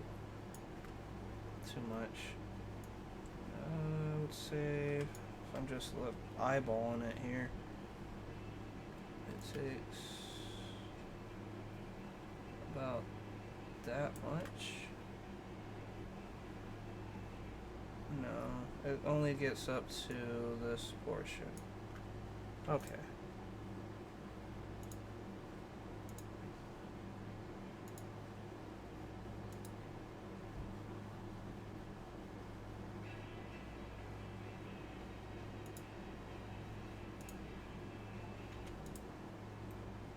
Ah, what do you know? Did the boolean cut perfect this time. Alright, now we unhide everything. And we can duplicate this little guy a few times. I'm gonna make this one green. So let's go to our materials, add a new one. We're gonna call this one linear guide.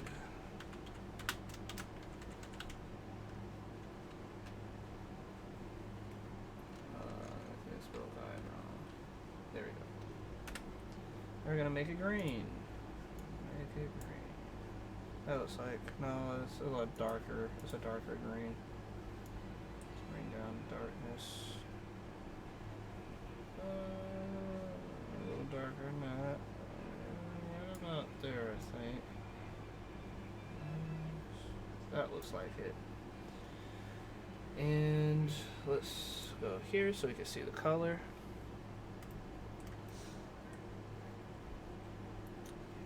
Alright, so now we have one linear. We have to duplicate this because we need 1, 2, probably like 4 of these. I want to do 6 really, but then it's going to be longer of a travel, so I don't know. It's going to take up more if you think about it, but we'll just duplicate it 4 times right now. On the X, bring it over, 1, and then repeats. And we grab all these, bring them over here to the side. And then we will grab this one, and this guy. And we are going to bring this up and over and down.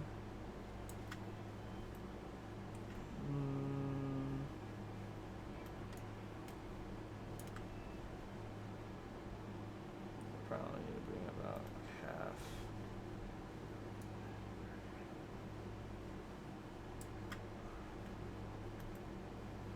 Still too much. Thought you're moving in increments. Okay, there we go. Is that better? Oh, still need some more. There. Actually, there. That probably did it. Well, it's close. I went a little too far. I think I was right the first time. Yep, alright, cool. So now we got our linear rail. We're just missing one really. So if we just duplicate that one rail, it would be alright. Let me undo so I can grab those again. I need to bring them up. Up.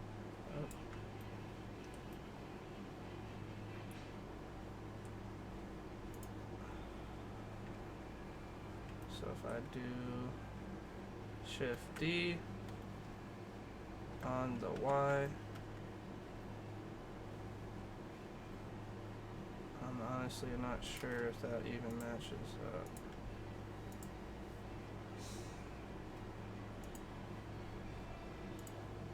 I guess we can change the color of these two because they're gonna have to be. I need to make some different colors here.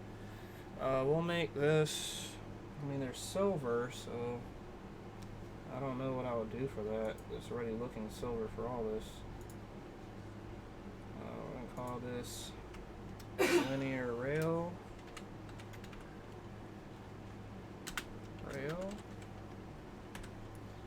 And we'll change the color to like a dark. Yeah, dark. Linear rail.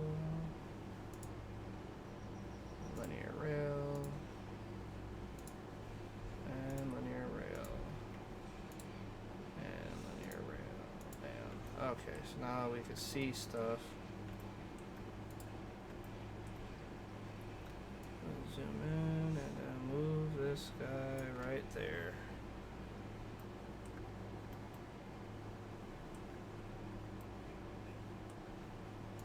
So if it's that long, maybe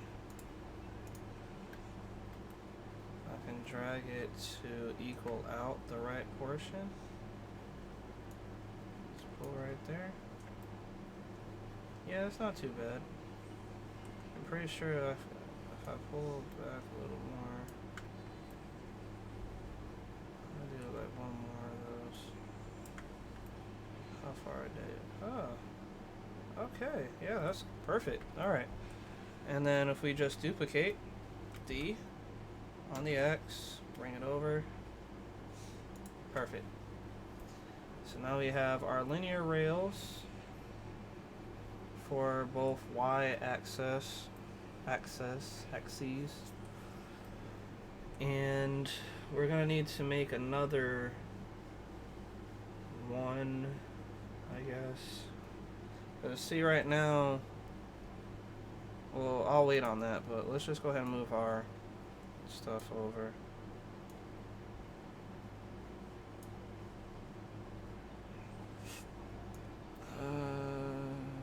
Let's say like right here. We'll have to see. Let's bring this in. Right about here. No.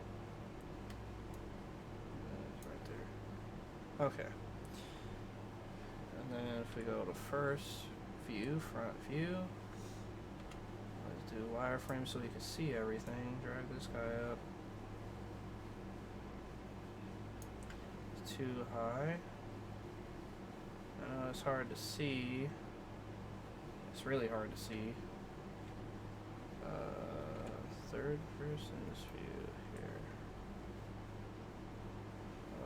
Still really hard to see. Alright, let's get into solid mode here. I have to hide a few things so I can see, or at least move this over. Wireframe, now that I know what I'm looking at.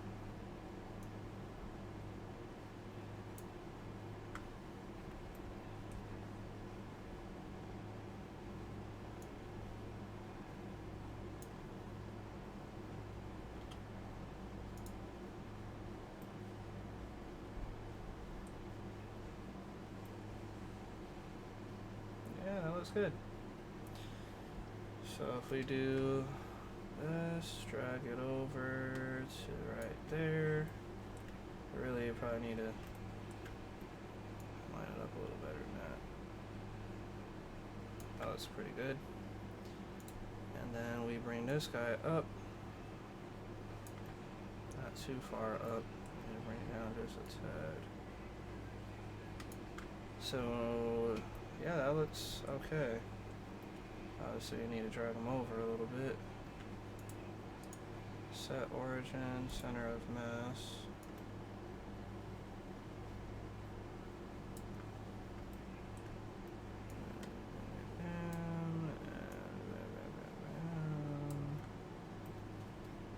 Oh, I did it wrong.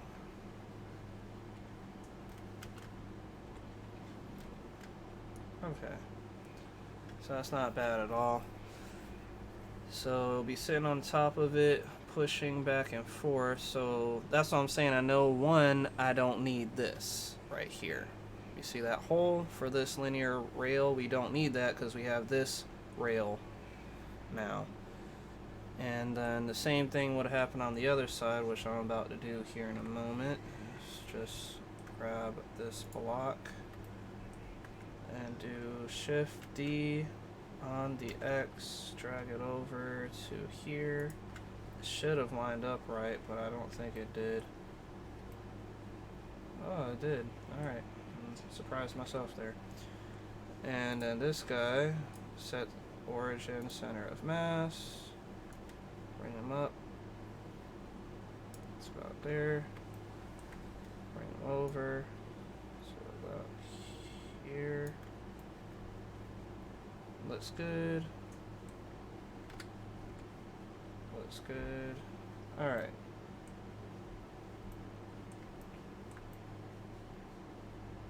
So basically what's going to be happening is just like in that first picture that you saw, if I just do this and show you guys the picture I was looking at, like I was showing before. I want to make it kind of big so we can see, and bam. So you can see right here that the linear rail is going to be that pipe, but we're using my linear guide, so we don't have to use this rod. And so we can cover that hole up. We need to add attachments for it to attach to the linear railing. So I could do like a side mount where this would be sideways instead. So like if I did like flip this on the side of here and we mount it towards the side of the gantry, I can do that, but I don't know if I want to be honest. It probably would be easier to make a mounting bracket that mounts, you know, to the side of this. So maybe I should do that way. I wanted to keep everything closed, but either way, this motor is going to be sticking out, so there's no way I'm going to be able to put a box right up against this here. So yeah, I guess I can do it that way. Just rotate it 90 degrees on for these guys.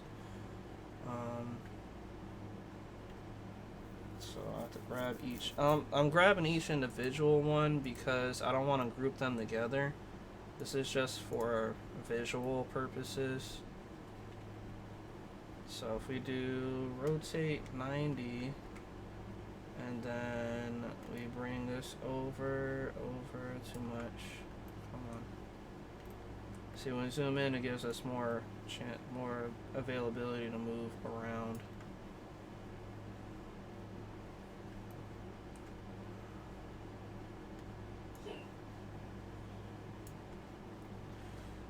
Drag this down to about right here. Oh no, that may not be good enough. Let's go up one. That looks like it'll be alright. Maybe not. Maybe I was right.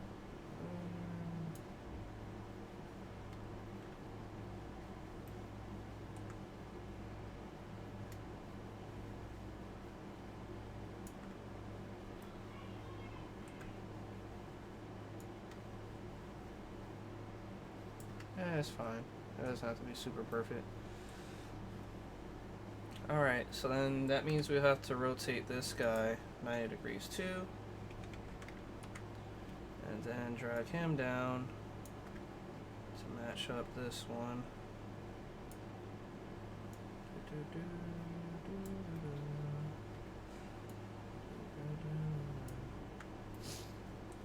Hope you guys are liking the video. I know this is super long and dragged out, and some people probably are not watching this and don't even care. So, for me, thanks Lee, you're fantastic. I'm glad you're doing this for me. Yeah, so then I would be able to add two, because now I'm mounting on the side, so adding two blocks wouldn't be such a bad thing. It'll actually be a lot more rigid instead of having just one block. And then I don't have to cut anything over here because it's going to go along the edge, so at least it should. So if let's just say we move this one all the way over here. Let me see what that would look on the front. See? Won't touch. Perfect. Let's undo that one, move it back to the starting position. Now we're going to do the same thing on this side, so we have everything looking consistent. And grab. So all my Facebook people on the forum, I appreciate you guys if you did watch this long dragged out video, but it is a lot of information. Hope you guys are liking it. Rotate negative 90 because we're going opposite direction now. Move this over, bring it down, zoom in, microscopic vision here. And we can barely move. Good.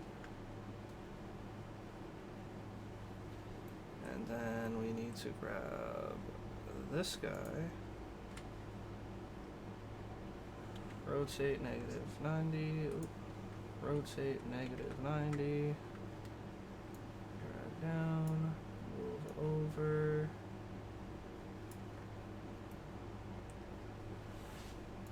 Up. Not too much.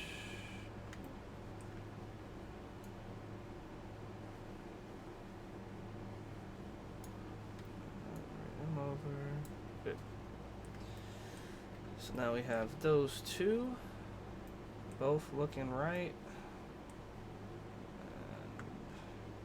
And obviously both of these will have to go down. I'll have to design a new way of, well, new version of this stuff, which is fine. So right now we're gonna go ahead and probably start that. I'll work on this part first, and then we'll work on the NEMA 23 motor mounts. And once I'm done designing all this, guys, if you want the design, I may throw it on Thingiverse too, because I do have a Thingiverse account. I just don't really post a lot of my designs on there. It's not that I don't want to share my stuff, it's just I'd be so busy designing things that I just don't ever think about uploading them.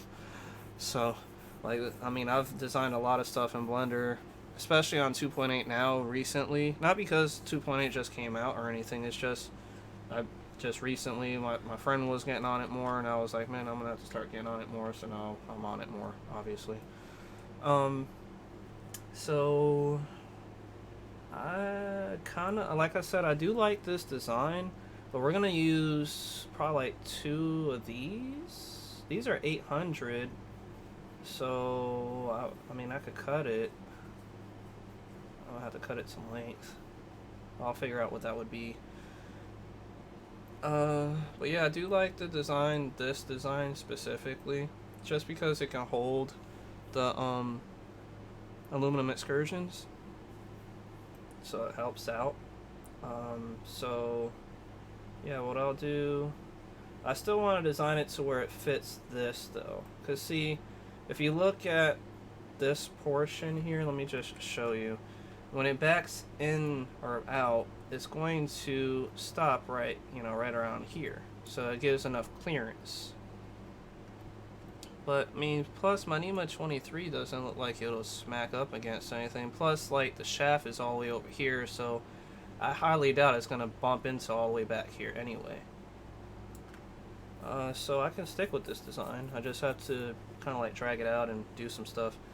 So first, we're in object mode already, that's good. Let's go ahead and add a cube. We're going to scale it along these dimensions for the most part. I don't know if I'm going to add, I need to count how many of these I got. I think I have 6 of them, of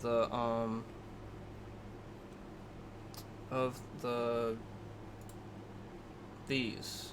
So I already have 5 up. I just need to make another one, but so if I have 6, 1, 2, 3, 4, 5, 6. Yeah, I guess I can only do one, because what's happening, what I'm visualizing right now is when I make this go over here, I'm probably gonna have 2 along these rails, right? So, because one for the top and one for the bottom, so I'll need 1 linear railing guide for each one, if you get what I'm coming from. I'll show you in a minute, but first let's just go ahead and start designing what we need. So firstly, I'm gonna go into this guy, hit tab, go on 3, we're gonna click or selecting hover to see. I don't want to do that. Shoot. Where's the... No, I want to do vertices. Thank you. Okay, yeah, that and that. And let's go ahead and segment this out so we can see what the length is first. Segment. Yeah. So that's 50. Let's see. And we can start with that. I mean, it's not a bad thing. And then from that vertex right here to the starting of the curve, which I feel like is right here. That vertex and this vertex segment. It's about 39 inches, 39 millimeters, I mean. So, yeah. Let's just get out of that now that we have some numbers. And we'll go back to selecting our cube. I want to match it up with this. Let me see. What will it look like if it goes through it?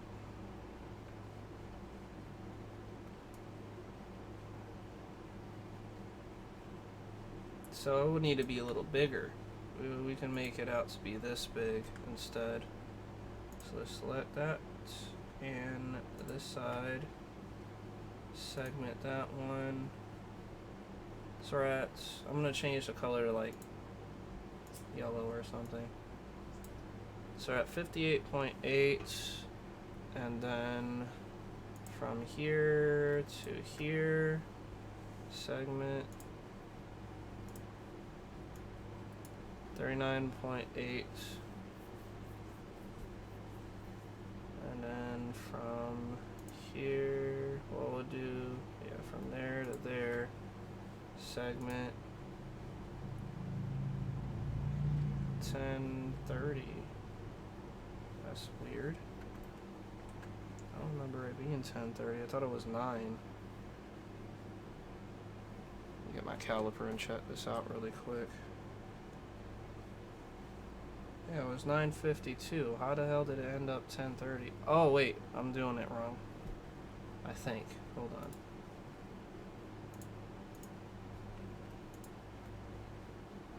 That's because I'm not selecting the right vertex. That's what it is. So I gotta select this inner one. Now we can say 950. Okay. I knew that wasn't right for a second there. That was just me doing dumb junk. Alright, so we need to model out the outer of this. Because what I want to do is, say we, let me get out of this. Say we bring this guy to come over and fully lock into place on top of here. So I want to have the most rigidness that I can get. So if we do where it completely goes over all this, so say it goes down, well, not that far down, but just bring it up just a tad. Okay, so say we go like this, and then I drag this down through here, and you know, scale it out, and then we have a slot, so it was literally slide into place on top of here, and then we bolt it together. So I don't see how that would like move or get damaged or anything. So I don't feel like that'll give it a lot of rigidity, basically. So I shouldn't have to worry about anything. And then with the two tops connected to each other, then that would definitely help with the strength for this axis. So the y-axis is going to be super sturdy, and then the x-axis will be super sturdy. So we're going to go with that type of design. So first we need to make this cube be what was it? 5880. So we go to item. We're doing it on the Y because obviously we're doing Y right now. 5880. And then the X, we need it. You know what? I did not even think of that yet. How big would that need to be? This is too close.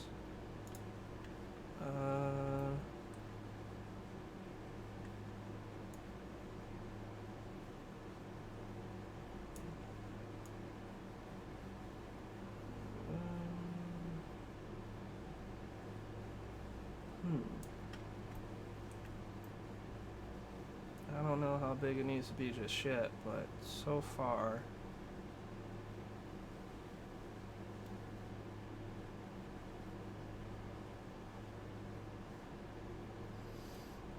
Let's just model out something like this, and then we'll take it from there. Okay. Anyway, for the X, I want to put, I don't know what this one is. Let's find out. Click, click, view, segment, color red, so we know it's on the X. Okay, so it's 30. So we're at 30 millimeters for this portion, and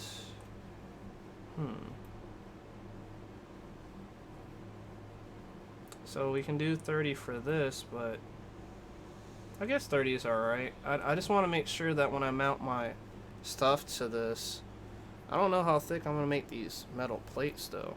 And if I'm 3D printing this is one thing, but I plan on like welding this stuff up, so I don't know. We'll see. I have to check everything out, but so far, let's just design it the way it's looking. So 30 for the X, and then we want to make it, how tall is this? I don't think I got that measurement. I need to know view and segment, change it to blue. Okay, so we're at 26, so we need to make this 26. Copy item 26. Good. Now we just need to drag this guy up, bring it over, bring it over. I thought it was 26. What the heck? It's supposed to be matching.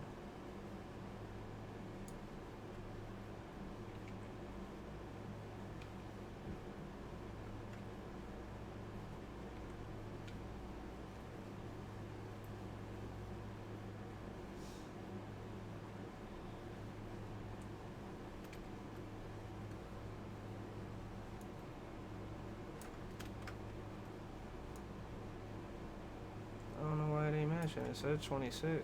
Unless I got the wrong thing, but I don't think so. No, I thought it was 34, matter of fact. Yeah, it's 34. How did it produce 26? Oh, I clicked the wrong dot again. Of course. Stupid.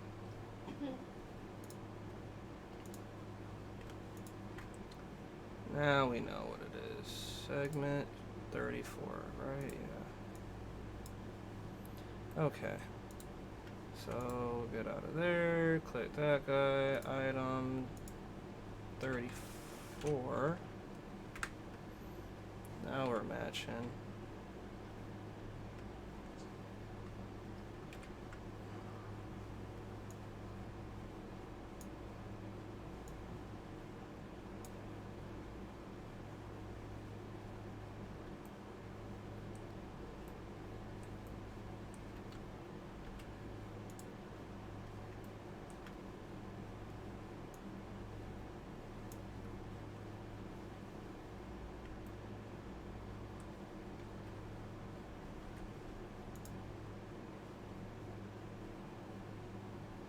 Alright, that looks okay.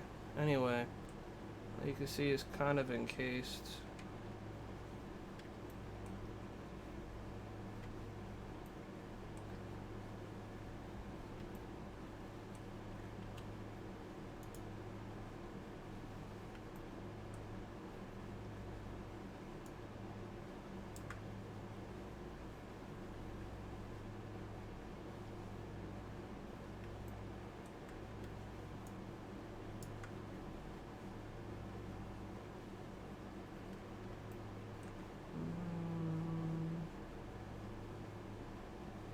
Okay.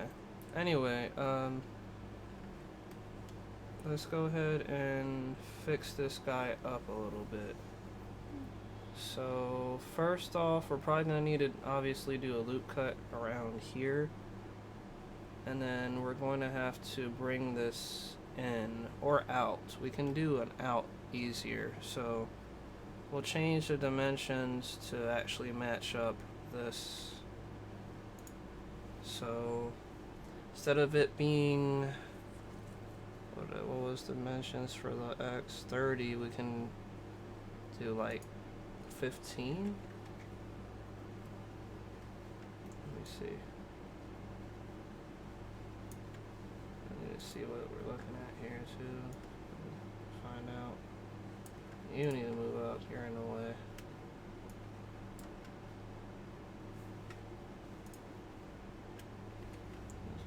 Wireframe. Yeah, 15 is a little too much. We can do, was it 10 maybe? 10 millimeters.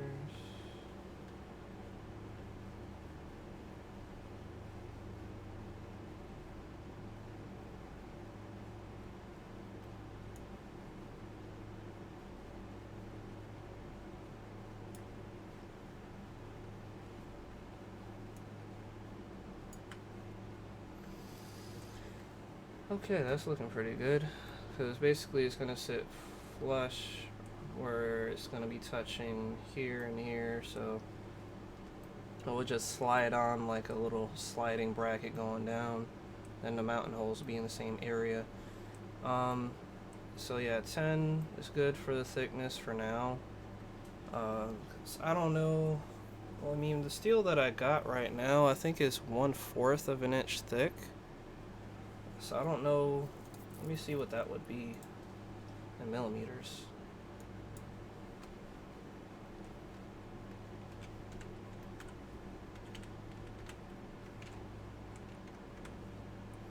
That would be 6.35, which is pretty good. We can just make it a 6. Let me see what a 6 would be.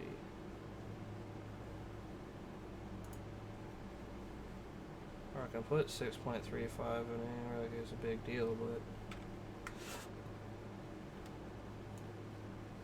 I'll just make it a 6 to be safe. So yeah, that's not bad. Okay, and now we'll do tab, and then we will need to do a loop cut. To bring it up to 5.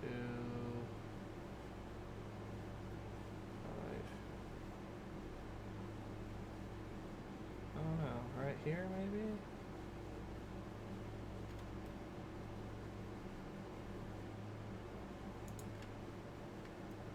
I'm trying to think while I'm doing this, because it's not something that you just throw out at the top of your head like that.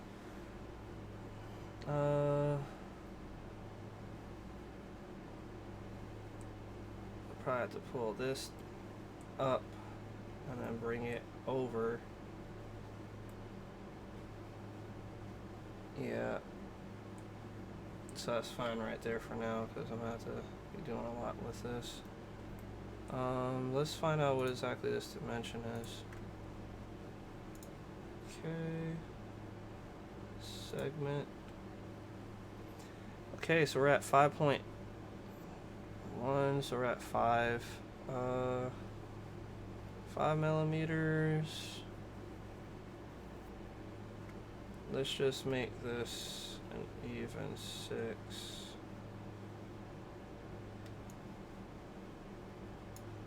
That's 2.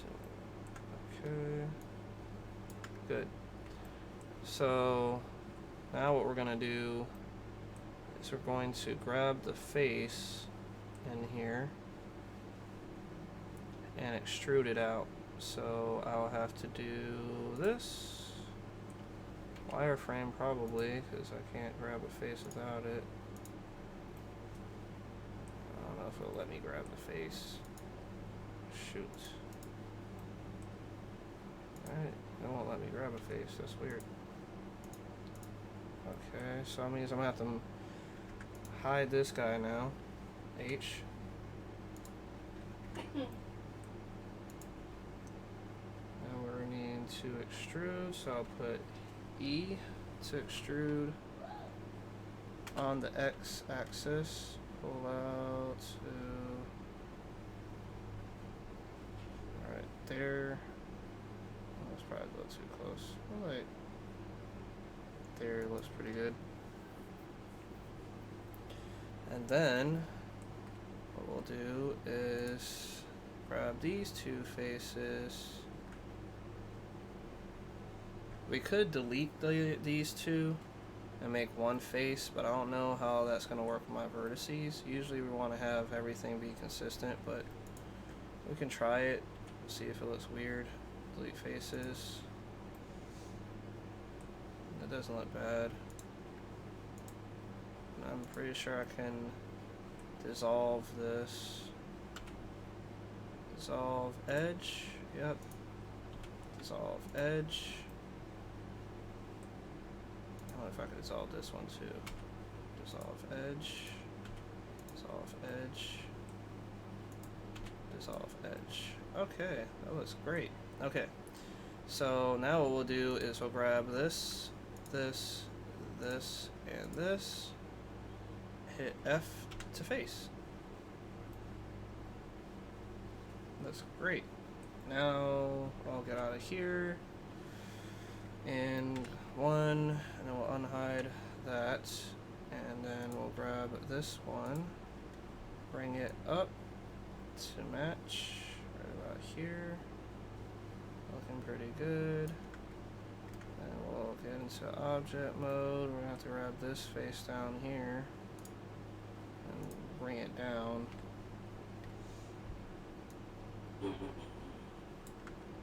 Good. Now this face on this side we can pull out a little bit because I want to kind of cover over this but not touch. So that 1 millimeter difference right there is what we want to keep. Right there, Liz. Perfect. And then what's going to happen is we'll do a loop cut right underneath here and then pull that down to cover over all that. So how we're going to do that is, hold on. We can't do a loop cut in this form. Alright, didn't do a loop cut nowhere. Good. Control R. Where's my loop cut?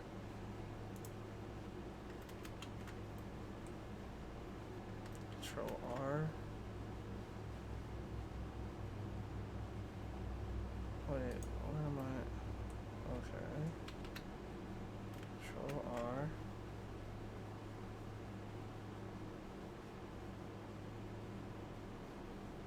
Okay, yeah, I do want it on the bottom. But we need to move it over.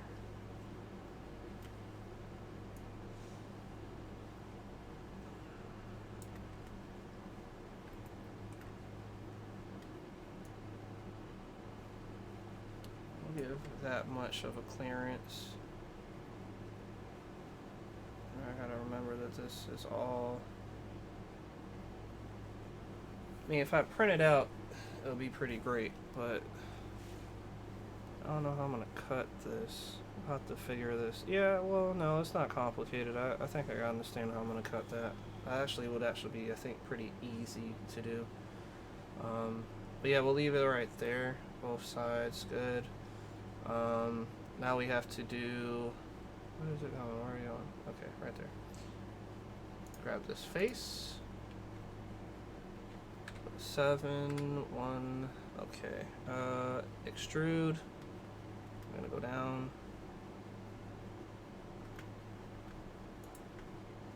And let's zoom out a little bit. Just pull this down here. That looks like enough clearance. I give myself that little gap just in case, because when you start mounting things, you just want to make sure everything is kind of good. it comes to 3D printing,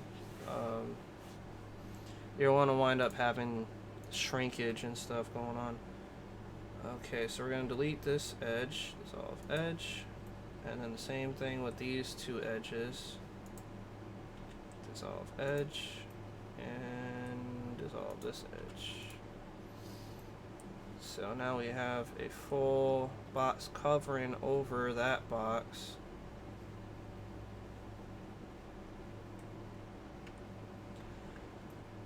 But like before, we need to make sure we have these set up.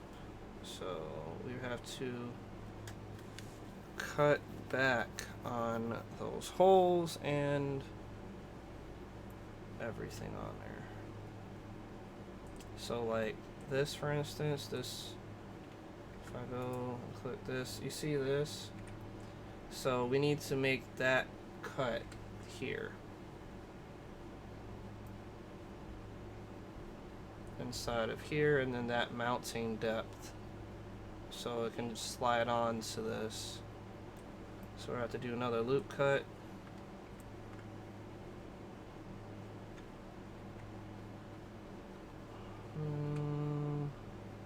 Guess we'll have to do it on this side. Solid. Which one did I grab? Oh, okay, this side.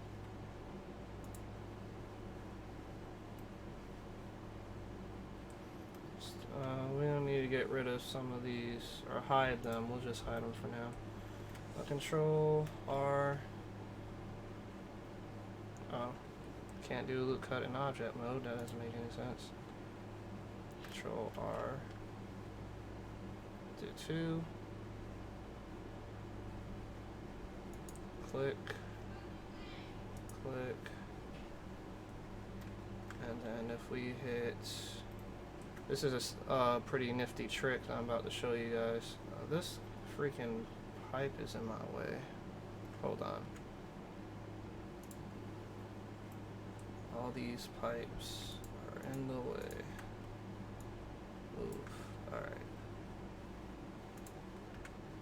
Okay, so the nifty trick I was going to show you is scale on the Y. And that pulls us out. I don't know how far we need to pull, so I'm in the wrong mode. I need to see. So right there. So if we scale on the Y again, a little too much. So we can just grab one. It's close enough, but we're gonna grab one. Did I grab everything? No. There it goes. Alright, reverse 3, yep. Wireframe.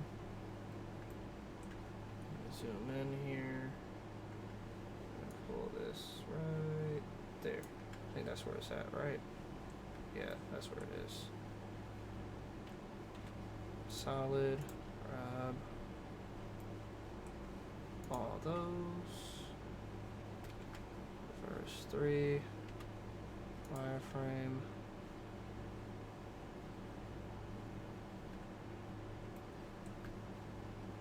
No, it's hard to see, guys, but it's there. It's right here. Little thin black line.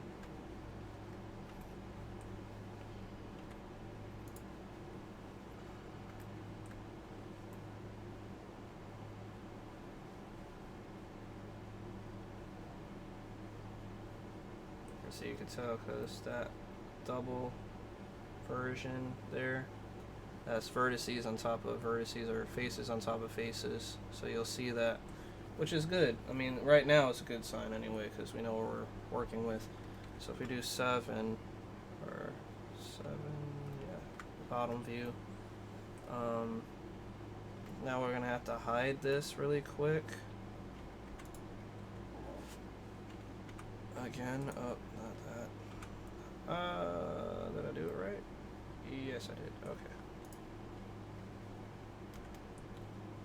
Now grab this face. I don't know if I could pull it in because it ain't gonna do right. Yeah. So I have to grab all those faces and then pull these guys out. So this face and this face. Okay, I understand what's going on here. No.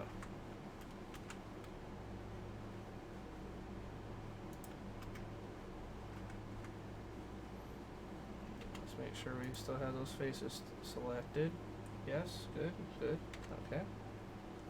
Now we're gonna move these guys back to right here. Good. And then what's gonna happen is we are going to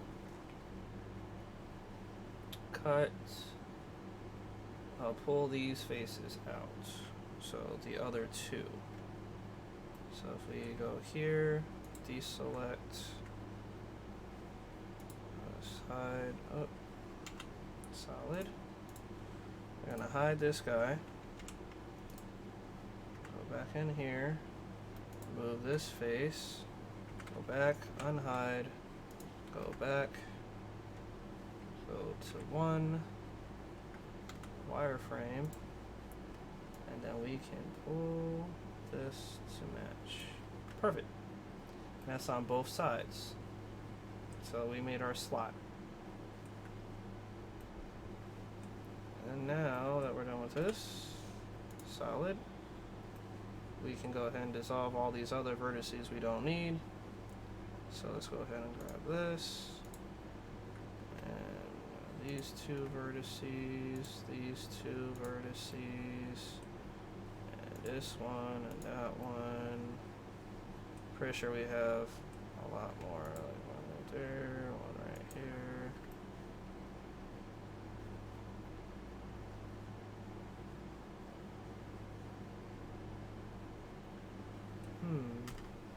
Now that I think about it, I may have to put a vertex right through here.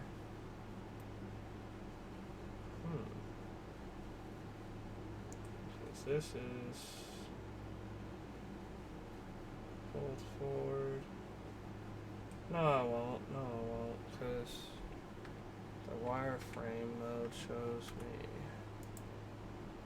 Yeah, because I started right here, which that would make a lot of sense. Then we extrude it out. Yeah, I think I'm alright. Can I grab that vertex right there? Yep. And this one, yep. And the one on the inside, yep. And this one, yep. No, not that one.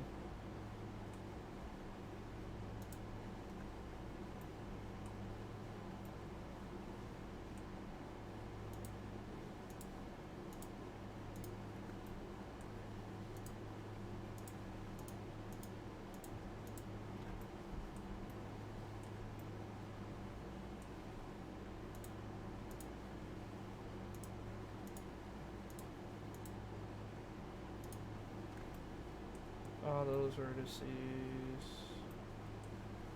Okay. Click. Oh wait. X, dissolve edges.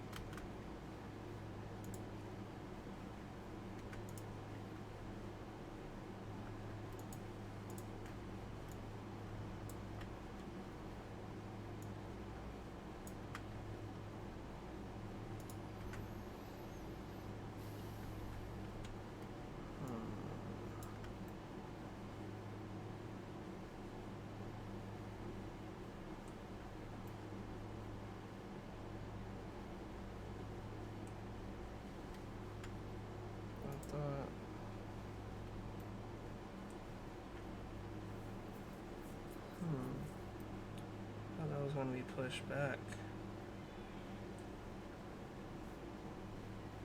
See that face.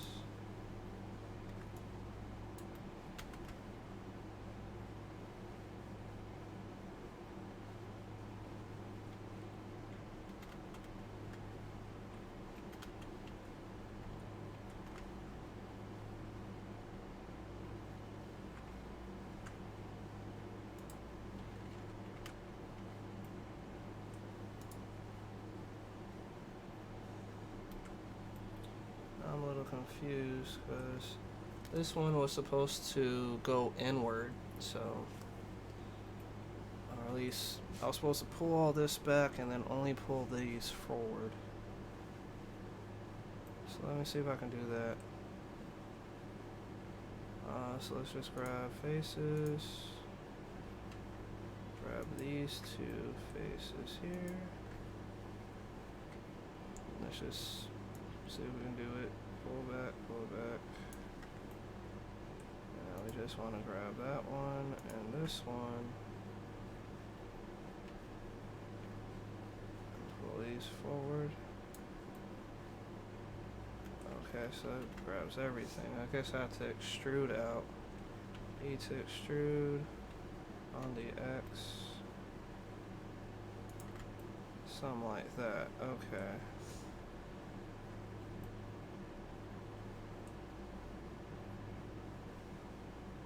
That's fine.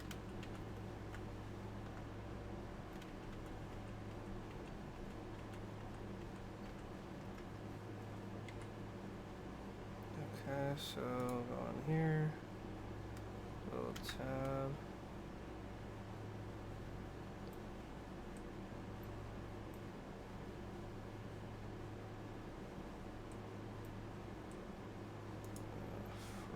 Alright. A lot of trying to figure out stuff here is freaking ridiculous. No. We're gonna hide you. Get in here. Grab. Go back. Unhide. Go back. Go here. See. Wireframe. I'm gonna pull this guy out to where it starts. Good. And now we just have to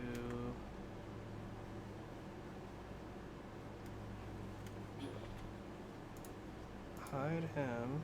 Oh, yeah, him. Hide. And grab this guy and this guy. One. And then unhide him. Then we'll do tab, wireframe. Nope. Gotta do E to extrude on the X.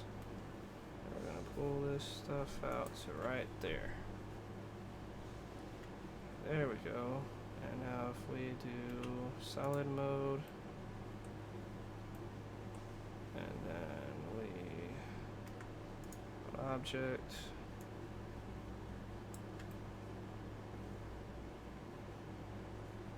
so that will line up right alongside this guy. Just like that. Good. So now we have something that mounts completely over this, which is fantastic. And you don't see that double line stuff going on anymore because it ain't gonna do that. See? No double lines. So now we can finally, I'm gonna try to dissolve some of these vertices here, or edges. Oh, I don't like having too many edges. Okay, that didn't work.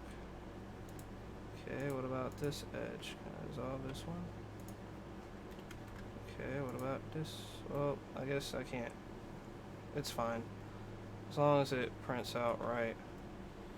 So we're gonna grab this guy and we're gonna pull him up.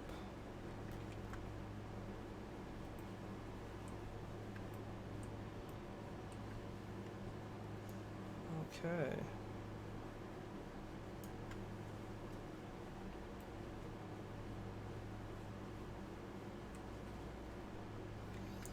This, if I look correctly, I think it's a little too tall up there. This one was supposed to, I think I need to bring that down about here, right? Let's go drag it down to right about there.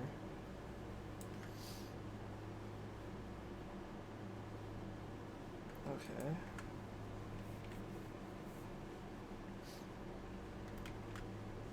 So if we drag this up, see, we're trying to make the same height here, and the same curvedness, all that same stuff. Which that's just a bevel, so that's not hard to make. So let's just do a loop cut here. Shift R. Yep, I was right. Where'd it go? Okay, there. And what about here, maybe? I don't know. Let me see. Wireframe. Yeah, it's not bad right there, I guess. Lines up okay. And at this point, now we're going to go back into solid mode. And so we have a few options. We can do a belt wheel. Well, let me just see. I'll do wireframe again. We'll just grab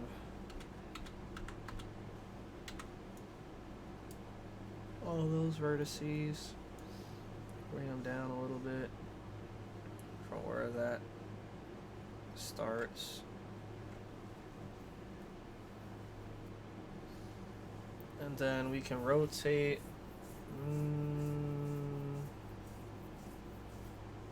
I don't know, about 40 degrees or something. Let me see. No, that's not right. Oh man, what's going on?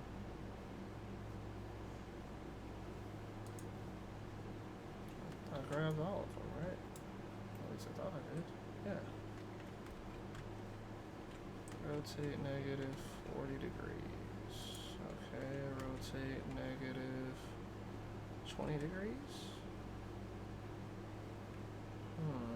That's close. Maybe like a 25.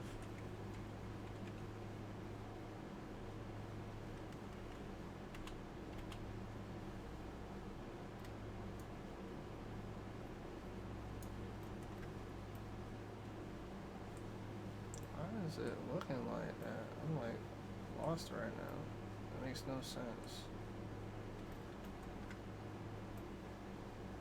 Oh, you know what? That's why. That loop cut only did one around. That was weird.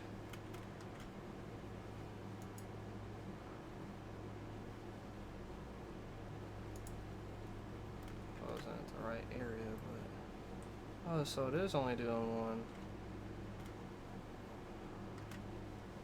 I'll have to knife it or something. I don't know. It's weird. Alright, let's bring it down. Bring it. Why can't you move? Okay. Now we'll move over here. See if I can do another one that'll line up. Oh, so this one doesn't have any. Well, we have my knife tool, so do K. Grab that.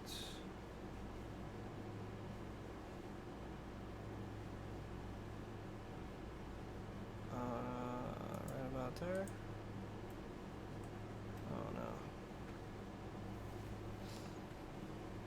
Yeah, we'll do knife. I don't really like using the knife, but as long as it works.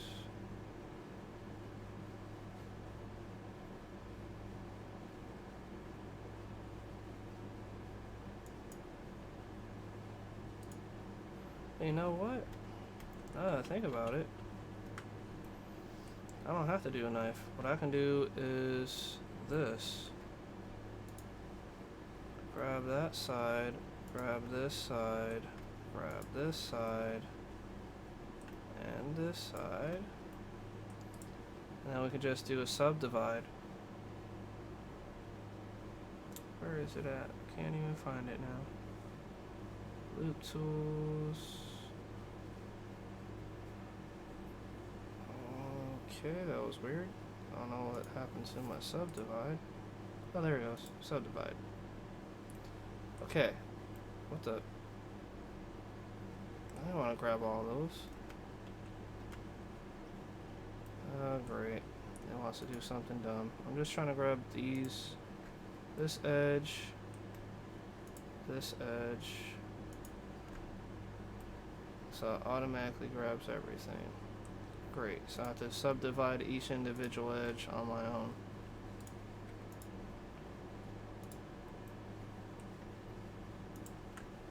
So there's so many ways to go about this. I feel like this is an easier route because then I can line everything up right the way I want it to. Subdivide. Okay. So each of these vertices have been subdivided, and we can actually match up where they can be at. So it's not close enough.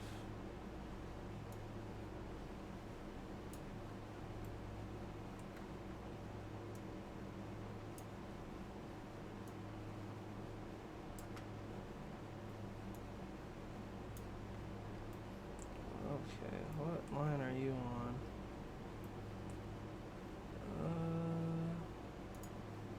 Well, you don't even seem like you're on any line. Item. One vertex on X. Z is at 2 something. I don't know. I'll just have to line it up as best I can.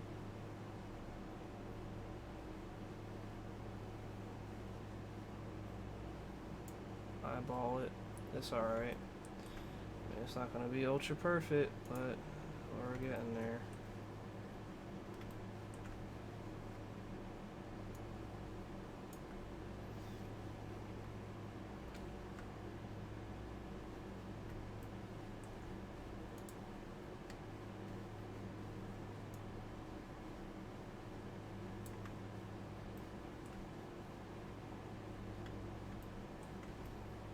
Okay, and that one's pretty good.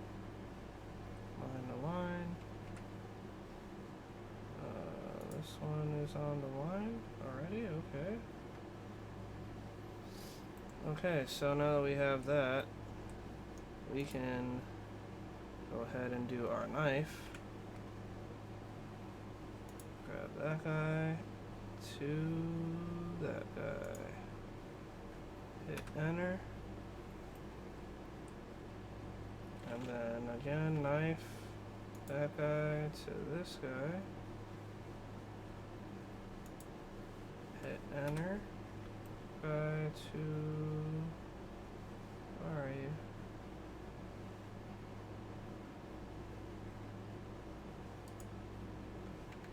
I think I had it.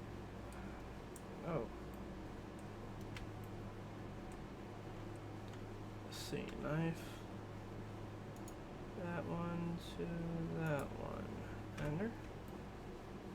And then we do another knife. That one to that one. Okay. So now that we have all around all 4 vertices, and they're all connected, we can drag them up to right here. Good. Okay, so now we can really start getting at it here. So we're going to wireframe, deselect, grab these top vertices, rotate negative 25 degrees, solid, move over.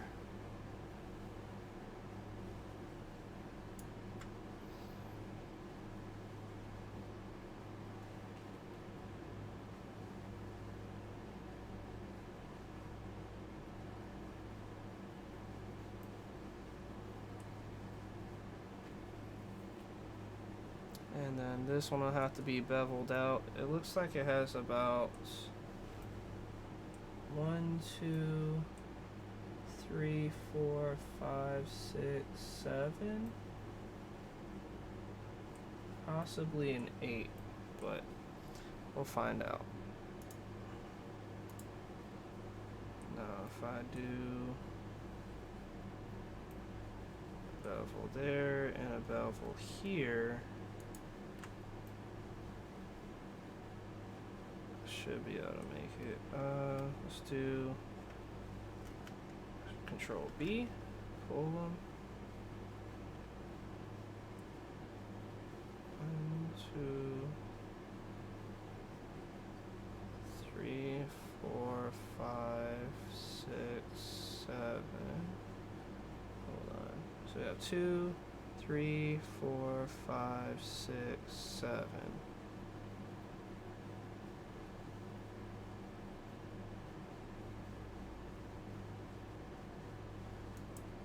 I don't know if that's gonna fully work.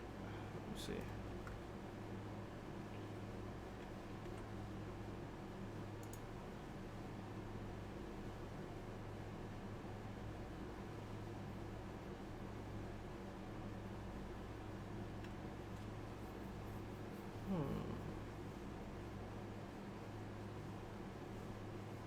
Not too bad. I have to move this back that way, but it should still work just fine. So yeah, let me do. No, existing wireframe. Deselect everything. Just select this. Pull this back. Being straight. And then we can pull this up.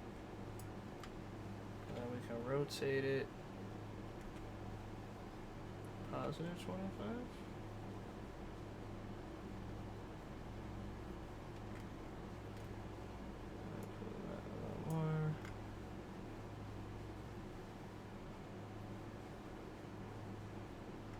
Yeah, it's not too bad. Because we're going to wind up pulling this face out anyway. So if I do this one and solid, we grab this face, pull up and over, up and over, up and over.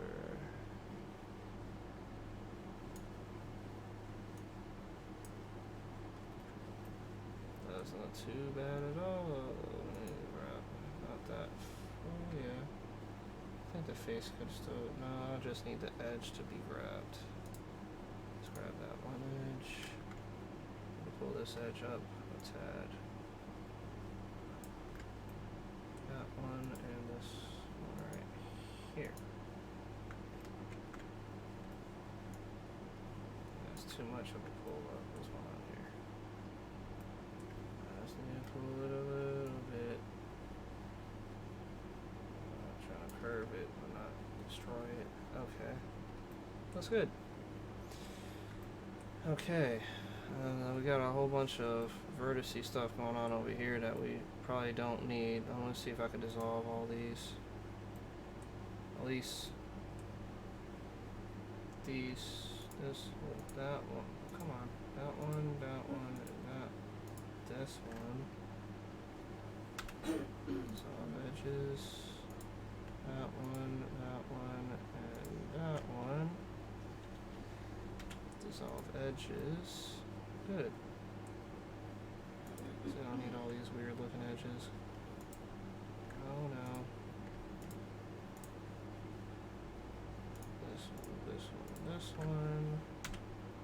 There. Keep it clean, man. Keeping it clean. We'll probably delete the other edges around the edge too, but we're just gonna keep going with it for a second. Anyway, now we have to do another bevel, so we grab this one and this one.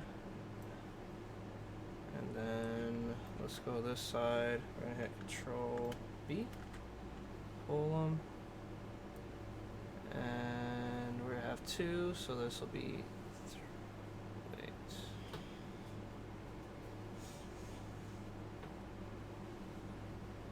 I can't see. Okay, fine. Control B, pull. So I need 1, 2, 3, 4, 5, 6, 7.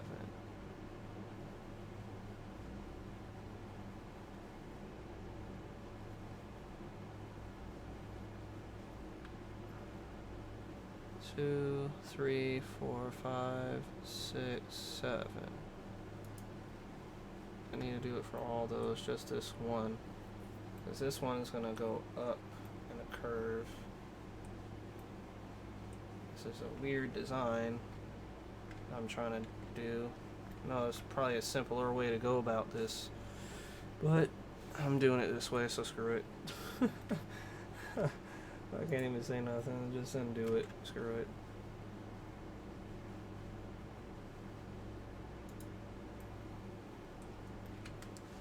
Interesting nonetheless. Now we're gonna rotate.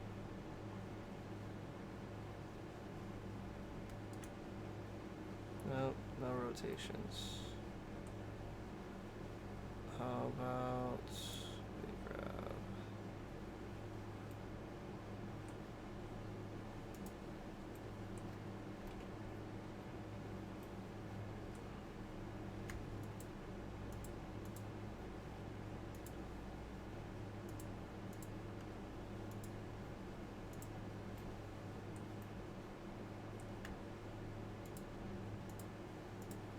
those faces. Rotate. And if we pull them about right here, that's pretty good. And we just need to pull this out a little bit.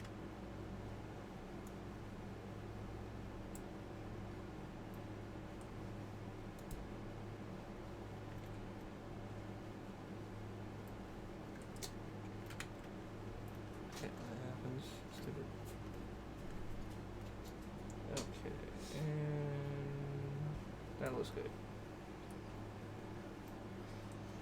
Let's grab this edge, pull this one. Good.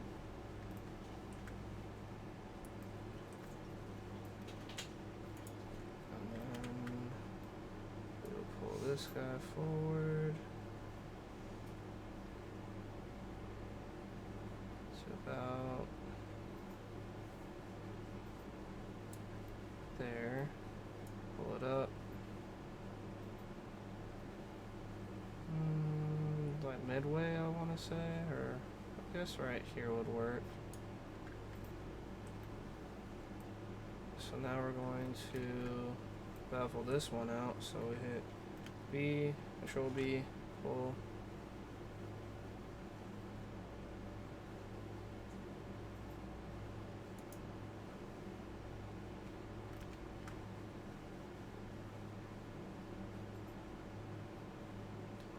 I need to rotate it.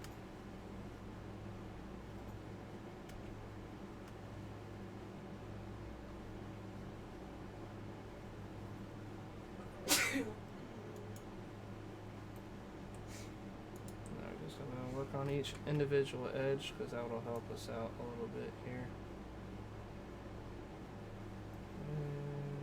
Too far. Let's grab that edge. Pull you out. Right about there. Grab this edge. Pull you out.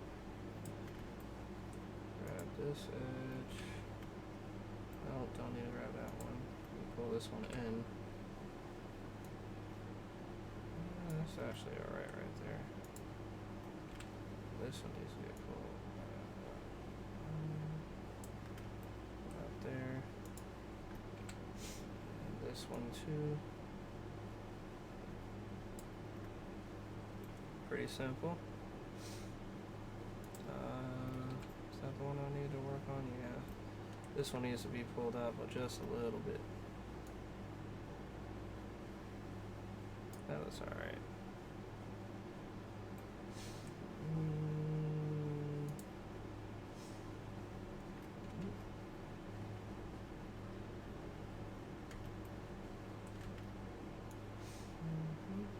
Right there looks okay.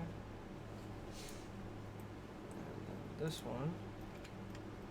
Pull this guy in here. Crap. Did I grab it? Yeah, I got it. Okay. Okay, zooming in. Pull this way.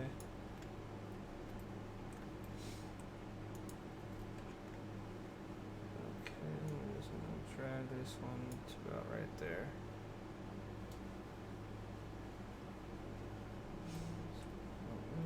Come on. Hate when that happens.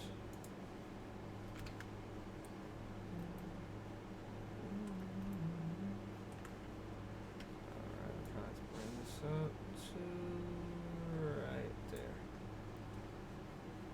Now look how that design is coming. Okay.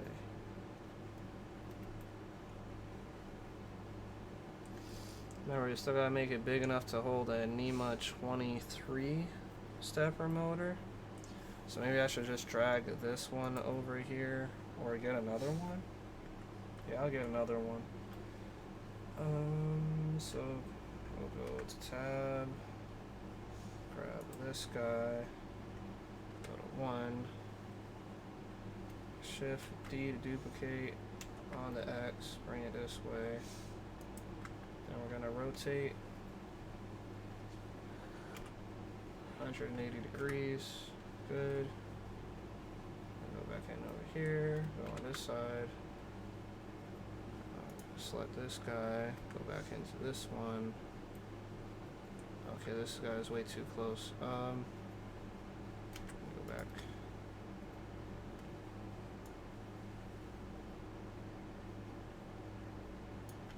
That's good. Alright.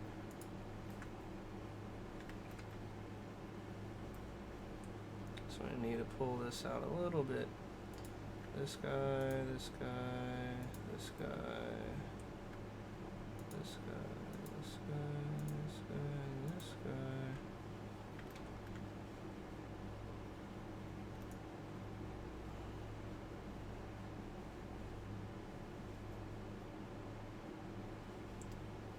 That's good right about there.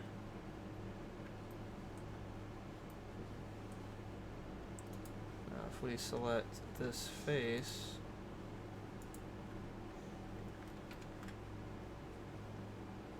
and we rotate it positive 25.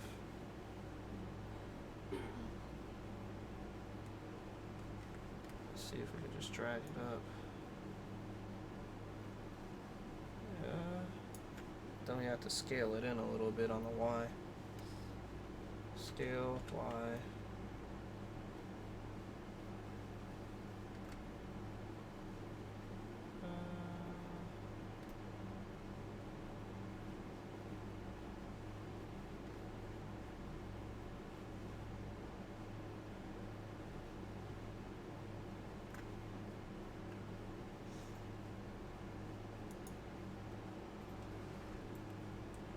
That looks pretty good.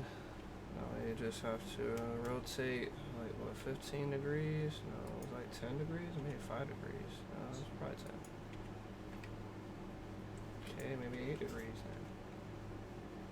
then. That was it.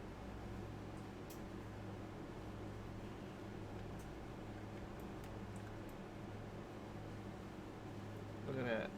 We're almost there, guys. Design is coming out pretty nice.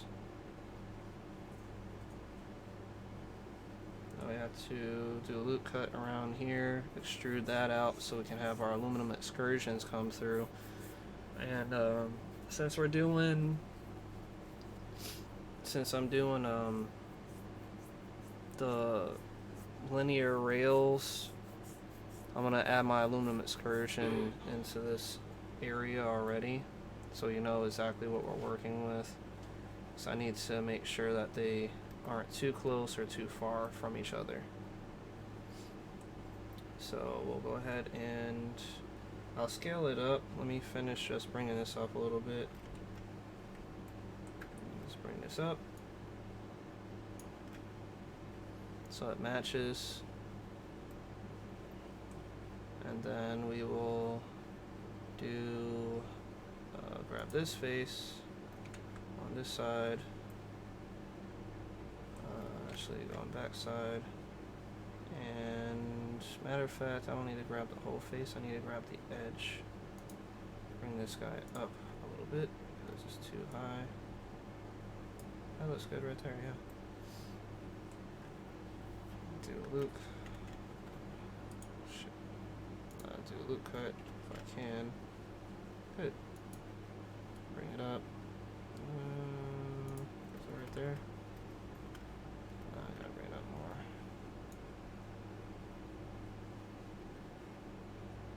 I guess it's fine right there. Oh, it ain't. Let me zoom in.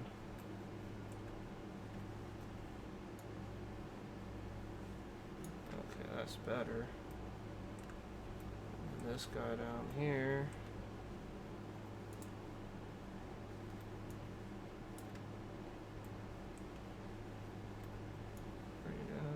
Good. Okay. Oh man. My bad. I didn't grab both. Now I'm right now. Okay. So now we can extrude this out. Actually, we have to do no loop cut.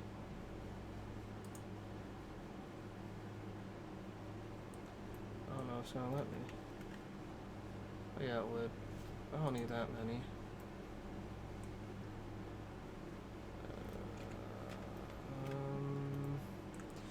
If I do like a knife, oh no, I can do subdivide, that's right. Subdivide, haha.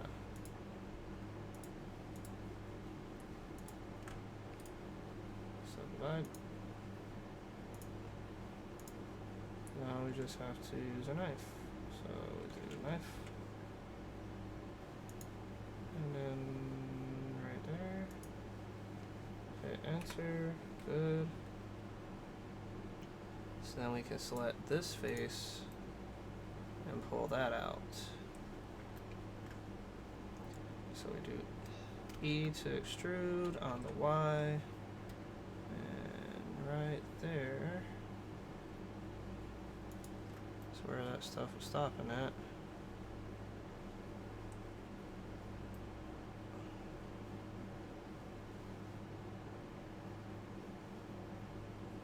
Probably gonna have to wind up doing it a little better than that because this portion over here is obviously a little bigger, so but it's fine because now we're gonna check out everything. Let me first move this out of the way, so that's good. We can just hide it, we don't need it right now. And let's grab our 800s here. Do rotate 90, enter, bring it over here. Let's bring it down.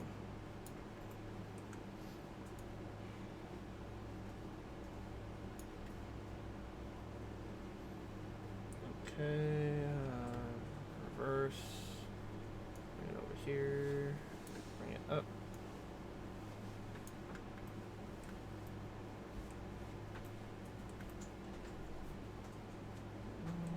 Too close, so we're gonna have to move N, drag it over a little bit more, right there, and bring it right there. That looks pretty good. Gives enough space. Now we zoom out a little bit and move around so we can see. Yeah, it's not bad. But you see how it would touch right there, so we need to bring this, either bring this out or bring this in. I feel like we probably need to bring it out because the stepper motor is probably going to be getting smacked against it. So we'll bring this out some more. First, let's move this over. Let's bring that stepper motor back in. Unhide. Bring him back. Let's see where we're at here. Yeah, see, it would smack that stepper motor for sure. And the stepper motor is already close to the edges. And even if I moved it over just a little bit, like 1 millimeter over, I'll probably need to move it over even less than that. Alright, how about wireframe so I can see? Okay, good. Just move you over right there. Solid.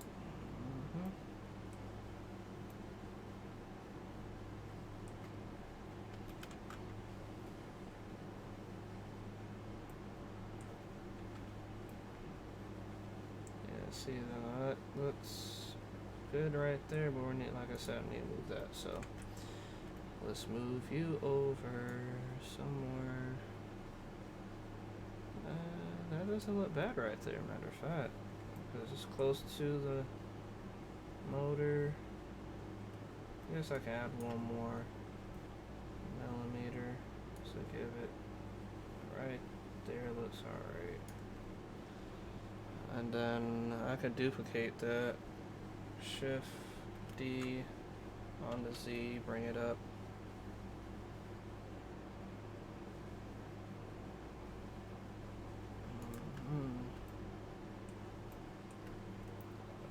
Bring it up. Alright, about there. So it's not too bad. Now we just have to go here. Press tab, so we need to pull that out some more. More than that.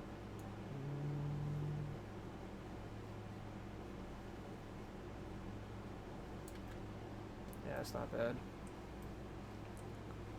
And then I can curve all this bevelness. I don't know, I don't like how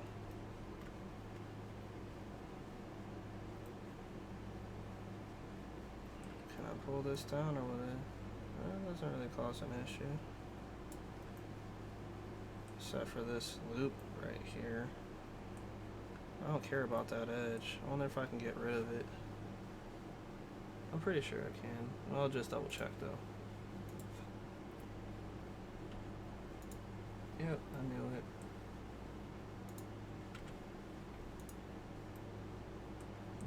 Let's go ahead and grab this face and this, nope, not that face, that face, those two faces, and then we are going to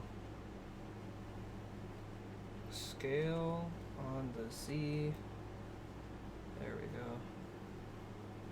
Give us enough clearance to do what we need to do.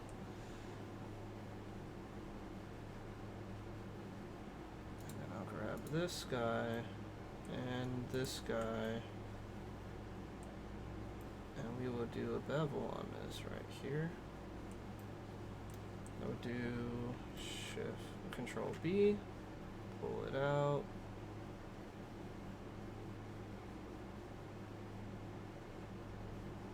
That looks good right there.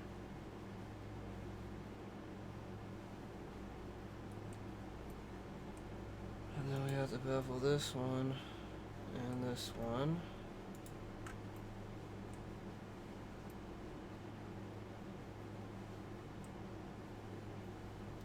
Okay, Control B.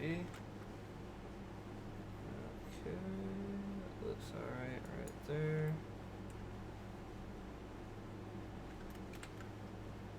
Okay.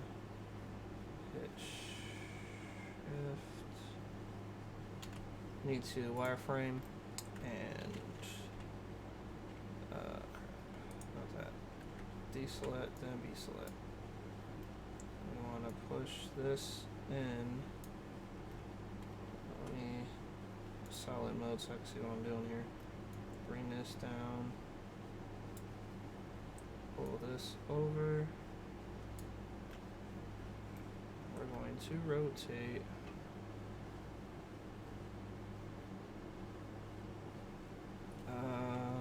Rotate 25. More like 30. Rotate 30. Okay, that's not bad. Okay, so now we have to grab this edge, pull it out, and then this edge. Oh, there we go. Have to zoom in and pull this one out. Just a little bit. Oh, that's too much. Okay.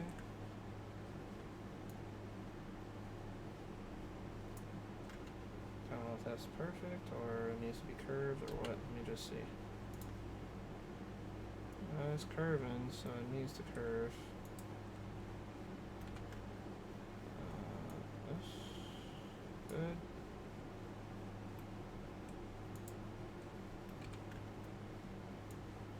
Good.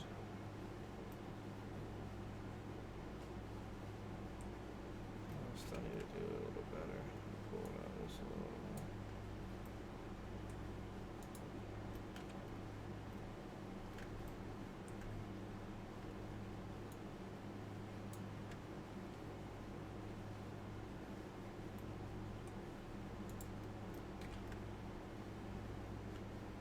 Oh, what am I doing? I forgot. I needed. Trying to match this one up. That was dumb. Okay. Forgot I have that reference one to look at. Okay, right here. Bring it down just a tad. A little more. Over. Yeah, it's not too bad. Just try it right there. And just right. Good. Now this last one, move it over, bring it up, bring it over.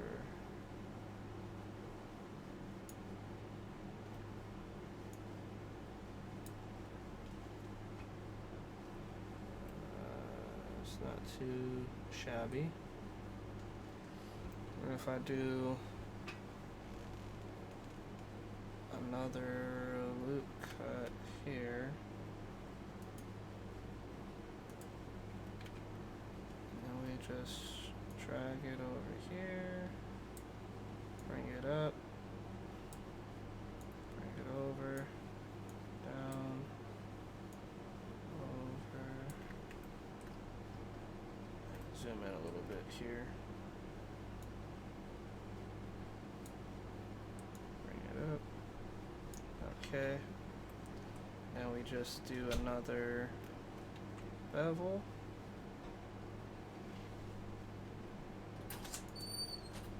That actually came out pretty nice. And we just drag it up. And it's pretty much on point.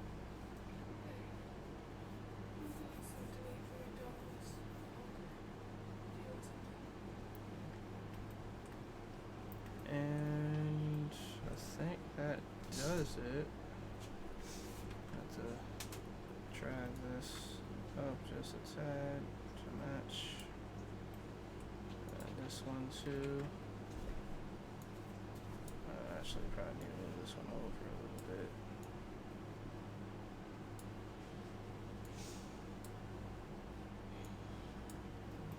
Okay. Nope. Wrong one.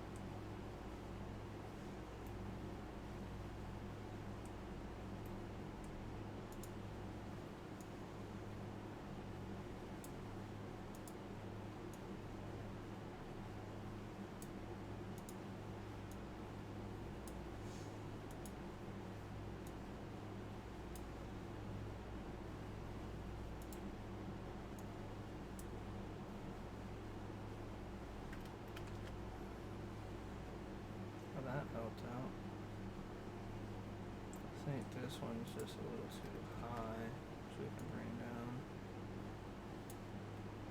Well, they're actually both all a little too high. Okay.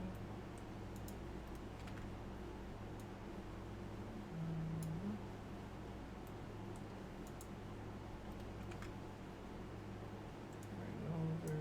Good.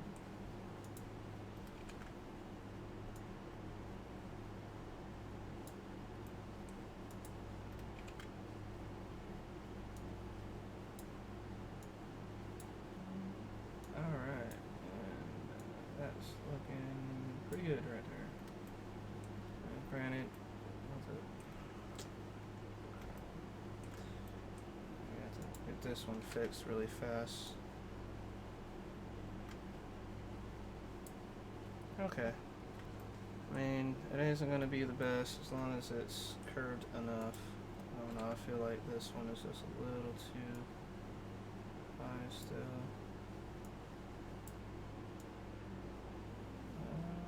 Yeah. This guy. Good right there. So it's the one over. Bring it over. So we're about here and up. And we got it. Okay. So we pretty much modeled it. Now we just have to start setting up everything else for it. So I think I'm gonna end the stream here, guys. It's been a long, dragged out one, but I mean, we definitely made a lot of progress. And so tomorrow I'll go ahead and start modeling up the other side. It's basically the same thing, just gonna be mirrored, like flip rotated mirrored, I guess. And then what's gonna happen is I'll get the aluminum excursion holes mounted through here and probably have like an indent inside of here that goes down to like help with everything. I'll probably just like bowling this part out or something, I don't know, or block this off, something. I'll figure out something for it, and then we'll get the linear rails up, all that good stuff. I hope you guys are liking the video. Please like, subscribe, let me know what you think. And if you're into anything like this, I'm going to be posting this here on Facebook. You guys let me know what you think on there as well. My name is Legit Lee, and I'm signing out.